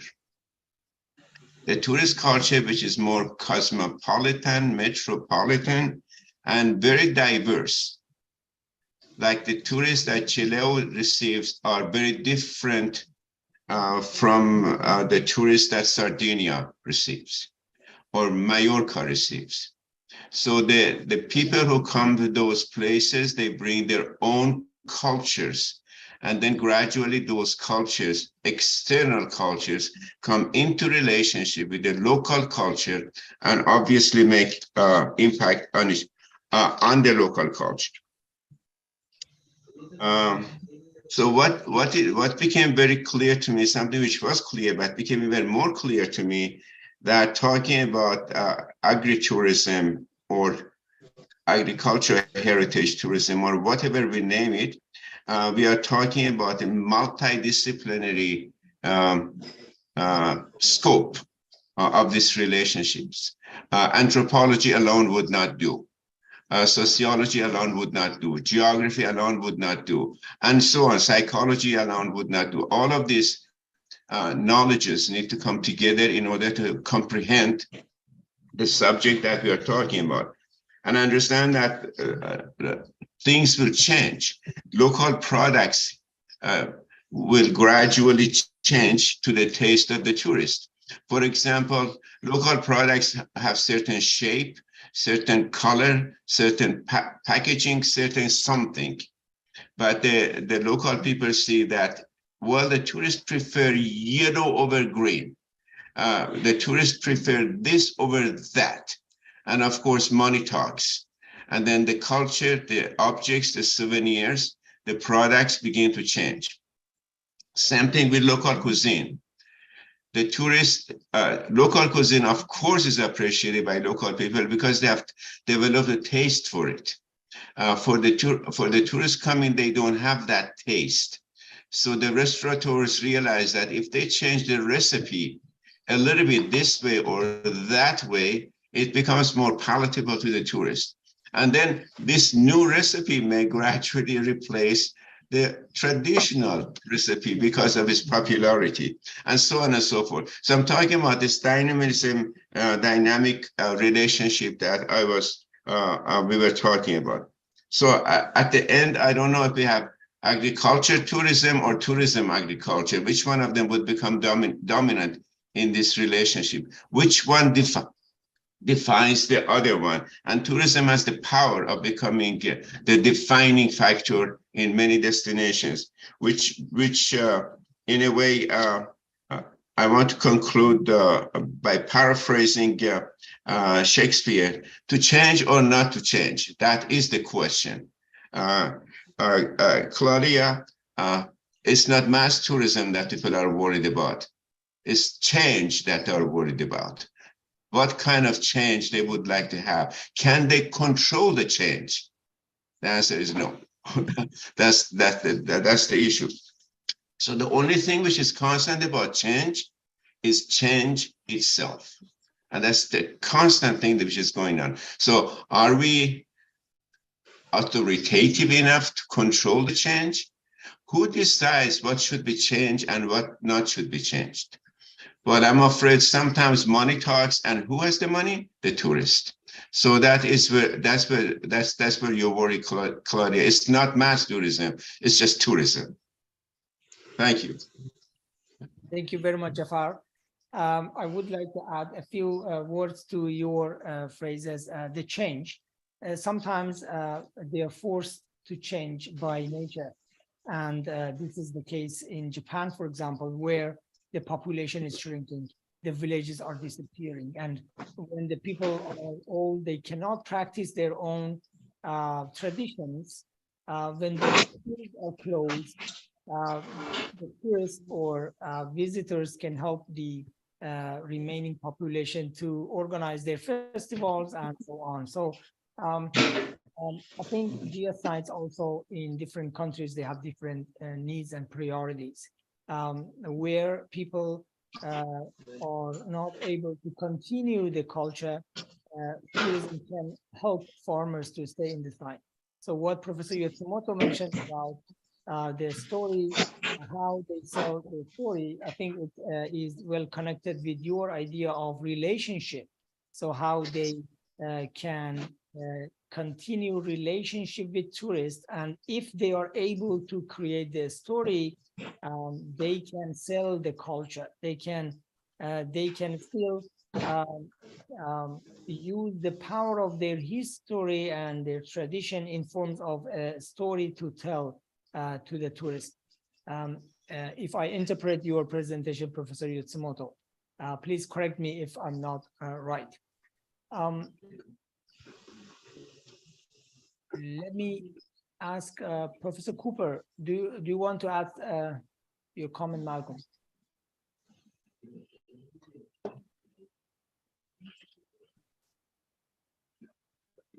Please turn on your microphone. Yes, okay. This is one of the webinars that really fit together.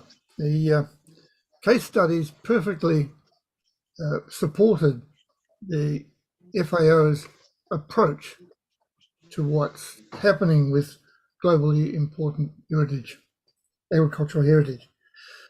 I guess I don't have much more time than to make a couple of points. The critical one for me is the one that Jafar and Kazem took up from Indosan, and that is that the relationship, the dynamic relationship between all of the players is critically important in defining what happens. And in this case, it's true of agriculture. For me, before GIAHS came along, there was a big disconnect between farm tourism, you may remember that as a category, Jafar, farm tourism and agriculture. The two didn't fit together, didn't sit very easily together. The tourist was a bystander. What you've got now is some opportunity to, as Professor Yotsumoto said, bring together both sides through narratives. And if it's handled properly, you've got something that really is important.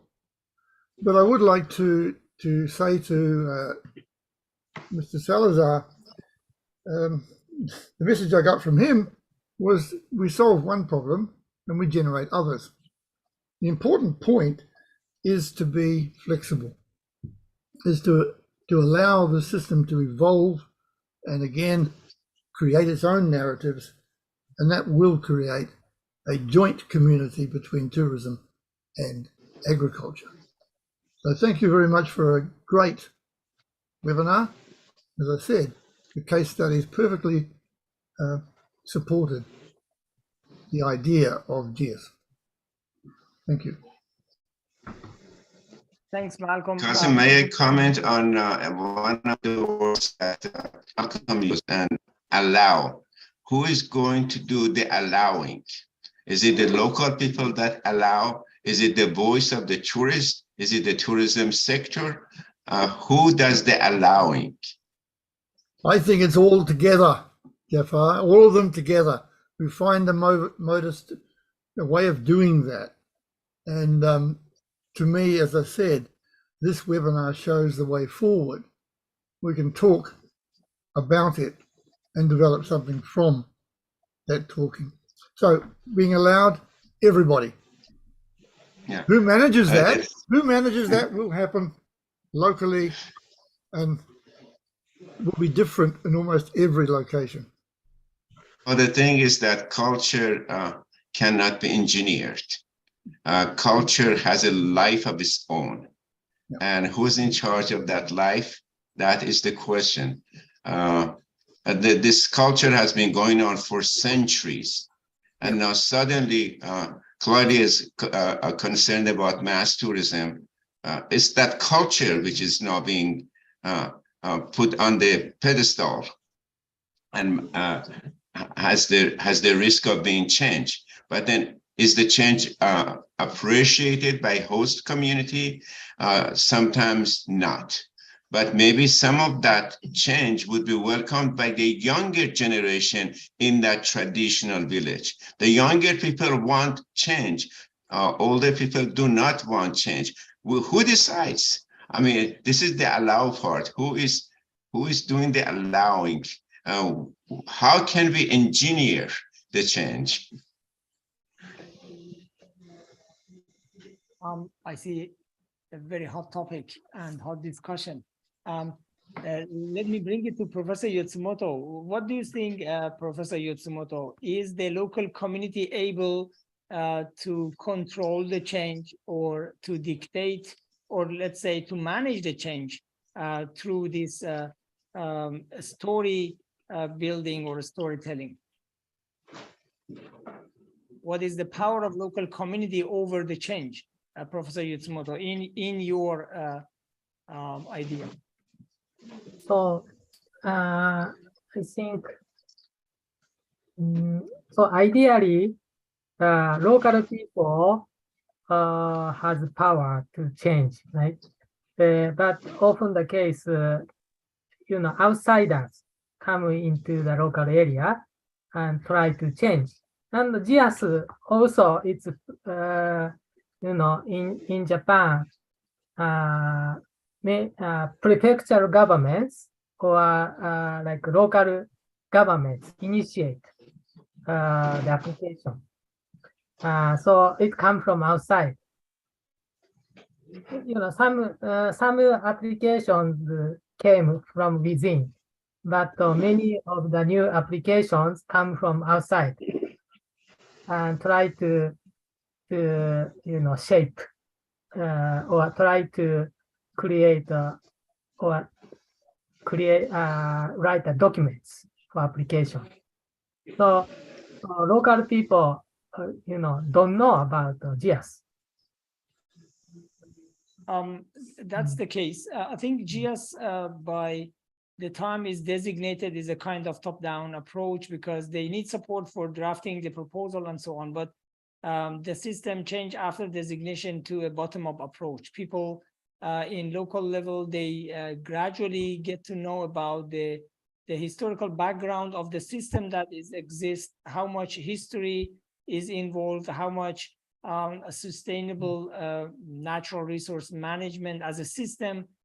In many cases, especially in Oita Prefecture, I have experienced that people are living next to a ancient water pond that they think that it is a natural site, and they have not detail or more idea on that, how it was built, how it is important to conserve it, and they know that many of these are dried out due to depopulation, less need for the water from the water pond, and because the traditional agriculture, as it was mentioned, is not really a sustainable livelihood. So bringing the value back is necessary, but how much tourism can, let's say, create benefit for conservation, how much tourism can sell the culture, that from that sales we can also contribute to the culture in a way that the change itself does not commodify the culture. So these are the discussions that I think our colleague from UNFAO, those who are mainly in charge of conserving the soil, conserving the biodiversity, the content of or let's say the natural content of the GIAHS site. And I think the nature of this webinar is how science is going to help side by side with the science itself. In previous dialogue I had with Mr. Endo, they are very open and they are keen to see what is the solution from tourism experts, for example, and what is the let's say the guidelines from tourism academia for sites like GIAHS, because GIAHS sites, unlike this tourism village site, they are not tourism village. They are the villages of biodiversity and traditional knowledge, food security, and so on. I would like to ask Mr. Endo if you may please enlighten what is the need for a GIAHS site, or what are the priorities of a GIAHS site in terms of sustainable tourism, if sociology is going to help. From where is the start? I'm not in a position to give an enlightening, very excellent comment, but our stance is that the GIAHS site must be supported by small-scale farmers or farmers working in the area. But recently, there are many other type of industry people who are engaged in other type of industries. So, and not necessarily farmers, but all the stakeholders in GIAHS site must be involved in the original planning stage of the development of tourism. And this must be coordinated by the GIAHS management body, normally composed of local government or a local industry or a farmers association. So all the people in the rural village, in particular, in the case of GIAHS, must be involved in the discussion and communication, and the basic consensus should be made. What kind of agriculture tourism should be developed? And we need to avoid a situation where the outside investment people, tourist people, invest the rural area and operate against the will of the rural community.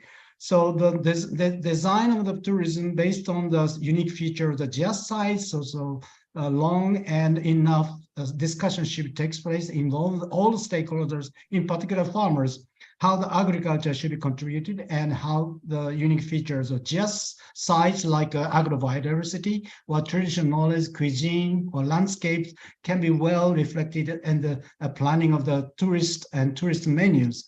So all these information must be fully discussed, and with the help of experts, also industry, outside industry must be also join this discussion process, and this should be well coordinated by the GIAHS management body. I think this is a quite necessary, basic requirement for the successful and sustainable rural tourism in the case of GIAHS. So I'd like to seek more information of the actual cases of GIAHS from Japan or China or European countries.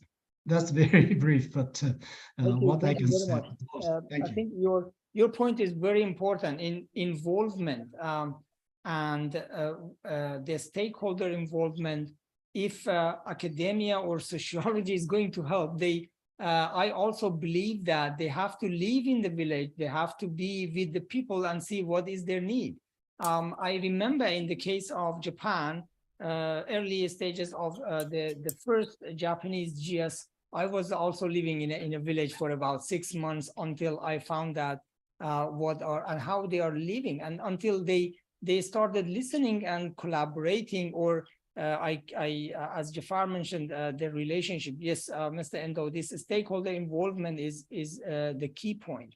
So it should be coming side by side with involvement of local community. And I saw in the chat that Kalelia mentioned that for the proposal making also, the local community should be represented. They have, in case of Japan, we call it Sushin Kyoikai, or the local revitalization association, that they should represent the proposal for the GIAHS. And yes, this is the case. So this dialogue can be go on and on, but we have to, I think, continue this webinar series with more examples. Mr. Alejandro today and Professor Yutsumoto, they represented the two sites. Maybe we should continue with more GIAHS sites, and each time see what are their priorities, how they perceive their tourism development based on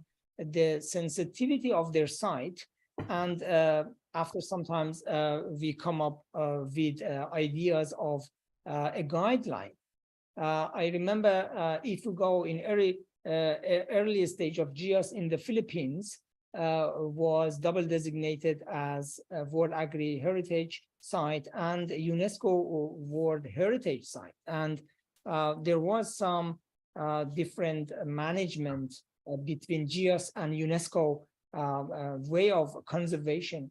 And we came up with some ideas of tourism, or sustainable tourism development. But here we appreciate and we need your network as the administration backbone of GIAHS. We should learn from the GIAHS side through your network, and we see how tourism is defined in each site, and what kind of tourism is the native, or what kind of tourism can meet the needs of local community. In this way, we are more safe to generalize the idea and come up with a solution. Our time is much way behind the schedule, but I think, and still I can see a lot of ideas and questions in the chat. We are going to collect all these and pass it on to our colleagues in FAO and in SCoT. I would like to thank all of the participants who stayed 2 hours constantly here, and they are still here. We would maybe have a few take-out lessons from this webinar. So if you can think of a sentence as a take-out lesson, I would like to ask Mr. Endo, Clelia, Professor Yatsumoto, Alejandro, Malcolm, and Jafar, please give us a sentence of take-out lesson for our audience today. May I share my take-out lesson right now? Yes, please, Jafar. My take-out lesson is in one word: change. And to put dynamism in it is monitoring change. Monitoring change is what GIAHS is concerned about, what every village is concerned about.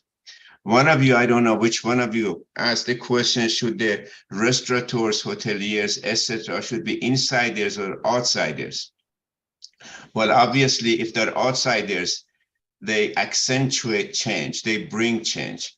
If they are local hotel operators and restaurants, they want to maintain the tradition. So this webinar was very enlightening. You know, just this simple word change changes our thinking about the whole process. GIAHS, agriculture heritage, or village tourism, etc. It's the change that which is on our mind. And Dr. Kazem, I'm impressed that you said you have to live with them to understand it. That is the concept of anthropology. Yes, you have to live in the village in order to understand it. Thank you, Jafar. May I ask Mr. Endo? Sorry? A take-out lesson.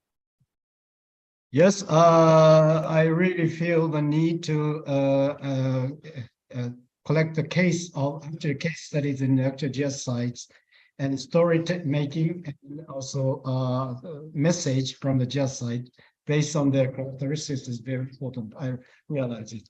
I feel need to, through this seminar, today's seminar, I really more need to study the case studies. Thank you. very And much. I'm sure through the network and your effort, we will continue this as we introduced Mr. Alejandro today. Mr. Alejandro, what is your take-out lesson for us? Well, my take-out lesson for you, I think we should create the conditions to be destiny keepers. Yes, as Lemuy it's a destiny. Yes, it's a place where people come to, and we are the keepers. We are the gatekeepers. We are the caretaker of this destiny, and that's an important lesson as well.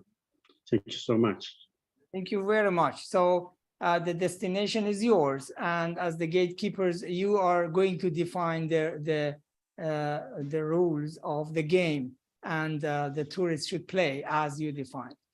Thank you very much. Let me ask Professor Yatsumoto. Yes. So I think the idea of dynamic conservation is actually a is a combination of contradictory words. So I think this is so in other words, it is a tension between tradition and modernity in agriculture area. So I think when we talk about tourists versus farmers or outsider versus like local people, we need to accommodate tension when we try to change local area, or who is the ownership of the area. So maybe tension, maybe we don't need to avoid tension. Maybe that's part of the process for local area. That's my idea that I got for today. Thank you very much. Yes, we cannot isolate the place or the culture, and the conservation is not through the isolation. We should see how they interact and how they create a relationship and how they are able to survive and sustain. Thank you, Sensei. Let me ask Malcolm first, and then Kalelia that kind of wrap up. Malcolm, what is your takeout? For my part, it's empowerment and integration. Everybody has to be joined together. We've shown that tonight. We can bind them together in different ways, but everybody has to have power. And that will solve Jafar's allowing problem as well, because everybody will come together and be integrated in the process. So that's my takeout, empowerment and integration. Thank you so much. And Kalelia, you are in front, and you are in the office. People contact you. I'm sure they are talking about their needs, their difficulties, their problems. When they are happy, they contact you. When they have problems also. So what is your takeout lesson? What this webinar series with you and your colleagues are going to take this conversation to? Thank you, Kazem. One sentence mentioned by Professor Jafari really enlightened me. It made me think in a different way of geosites. When we explain what a geosite is, or when we try to think of a geosite, we always think of a combination of different components: the natural component, the human component, the historical, agricultural, the intangible heritage part of it. But he mentioned this three cultures that should come together. And I think when designing a successful experience, touristic experience in a geosite, this should also be conveyed to not only to tourists, but also to the local site managers, because understanding what the community, maybe we always think that the tourists should understand the community and should respect its culture, but it should be a dynamic relationship, as mentioned as well. So it's the creation of this touristic experience, the GIAHS tourist experience. Maybe it's a combination, and to be successful, it needs to take into consideration the agricultural, the local culture, but also the added value that the tourists will bring. Of course, if we are talking about what we call conscious tourists. So there needs to be some interest, but they will also bring their own point of view. So this is my takeout lesson. Thank you so much. It is just the beginning. I am also motivated to read through the chat later on. I know we are about 40 minutes beyond our webinar time, and still this conversation is ongoing. Some people are asking, what is the difference of Satoyama of Japan and Japanese GIAHS, for example? The answer is Japan's GIAHS started with designation of Japan's Satoyama as the first GIAHS. So there's no difference. Satoyama system of Japan that you can see in the background of Jafar, Satoyama is something like that. I don't know, Jafar, where is that photo? The geographical location of your background? but it looks like Satoyama landscape of Japan.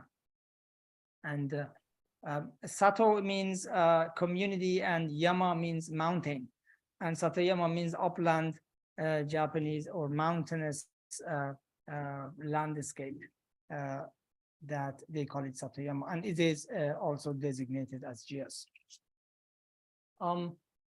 If I also may have a takeout lesson from my experience, I want to say that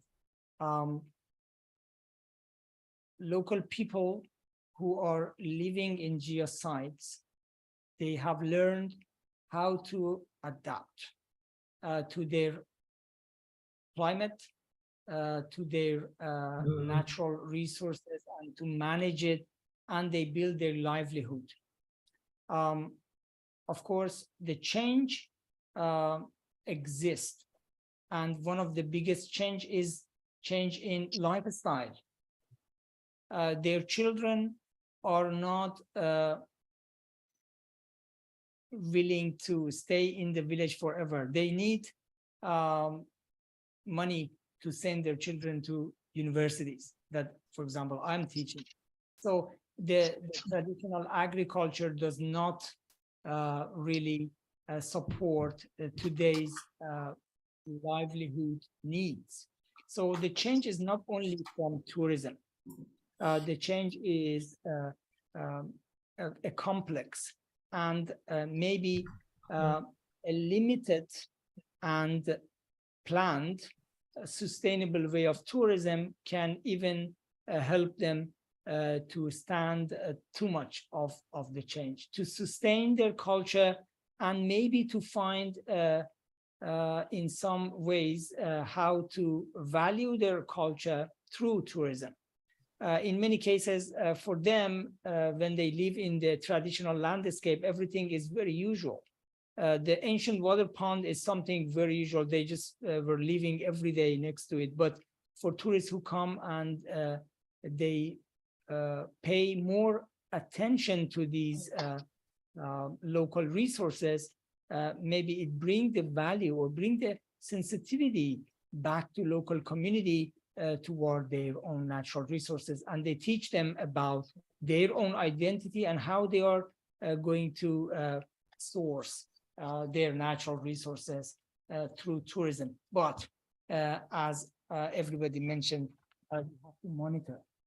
We have to what is the trend, and we need indicators. And these indicators might be different things to different localities or different GIAHS sites. In a country like my country, hunting is forbidden.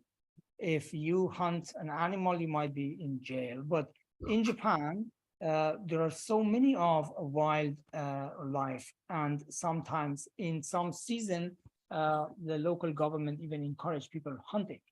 And hunting can be a kind of ecotourism activity, while in another country it is not allowed. So it depends on the need of local community. We have to prioritize it. We should have empowerment and involvement, and as Jafar mentioned, monitoring the change, and we have to have a framework for this change.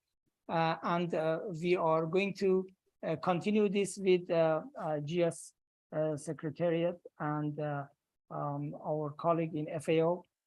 We are going to bridge tourism and agriculture heritage initiative. And SCoT webinar mission is to transfer knowledge to local communities through this dialogue.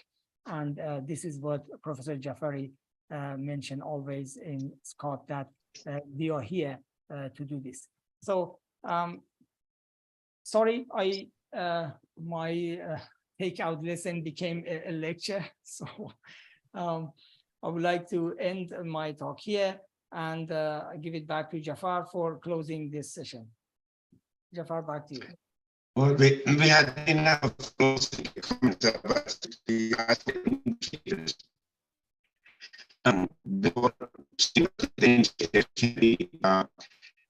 Through the webinar, which is already 2 hours, never mentioned hospitality. I mean, hospitality is something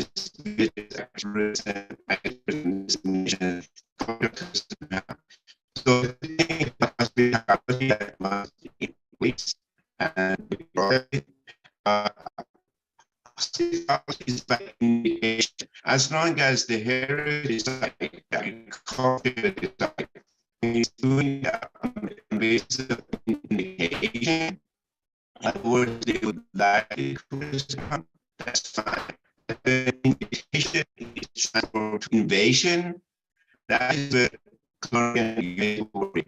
They are masculine. So as long as invasion turns to invasion of tourists, then that is a control source.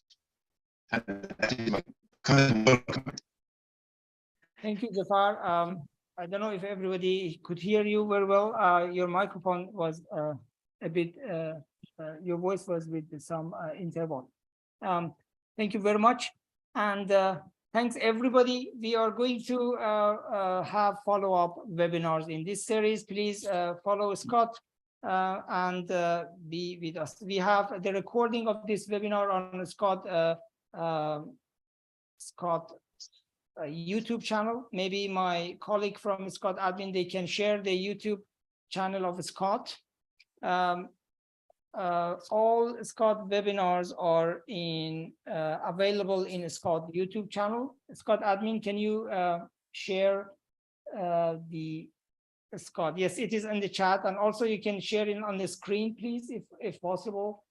And I would like to ask you to visit our YouTube channel, introduce to your friend, your students, your community member. We have examples from different, yes, please share it again. And of course, we would like to ask you to subscribe and stay tuned for our new videos.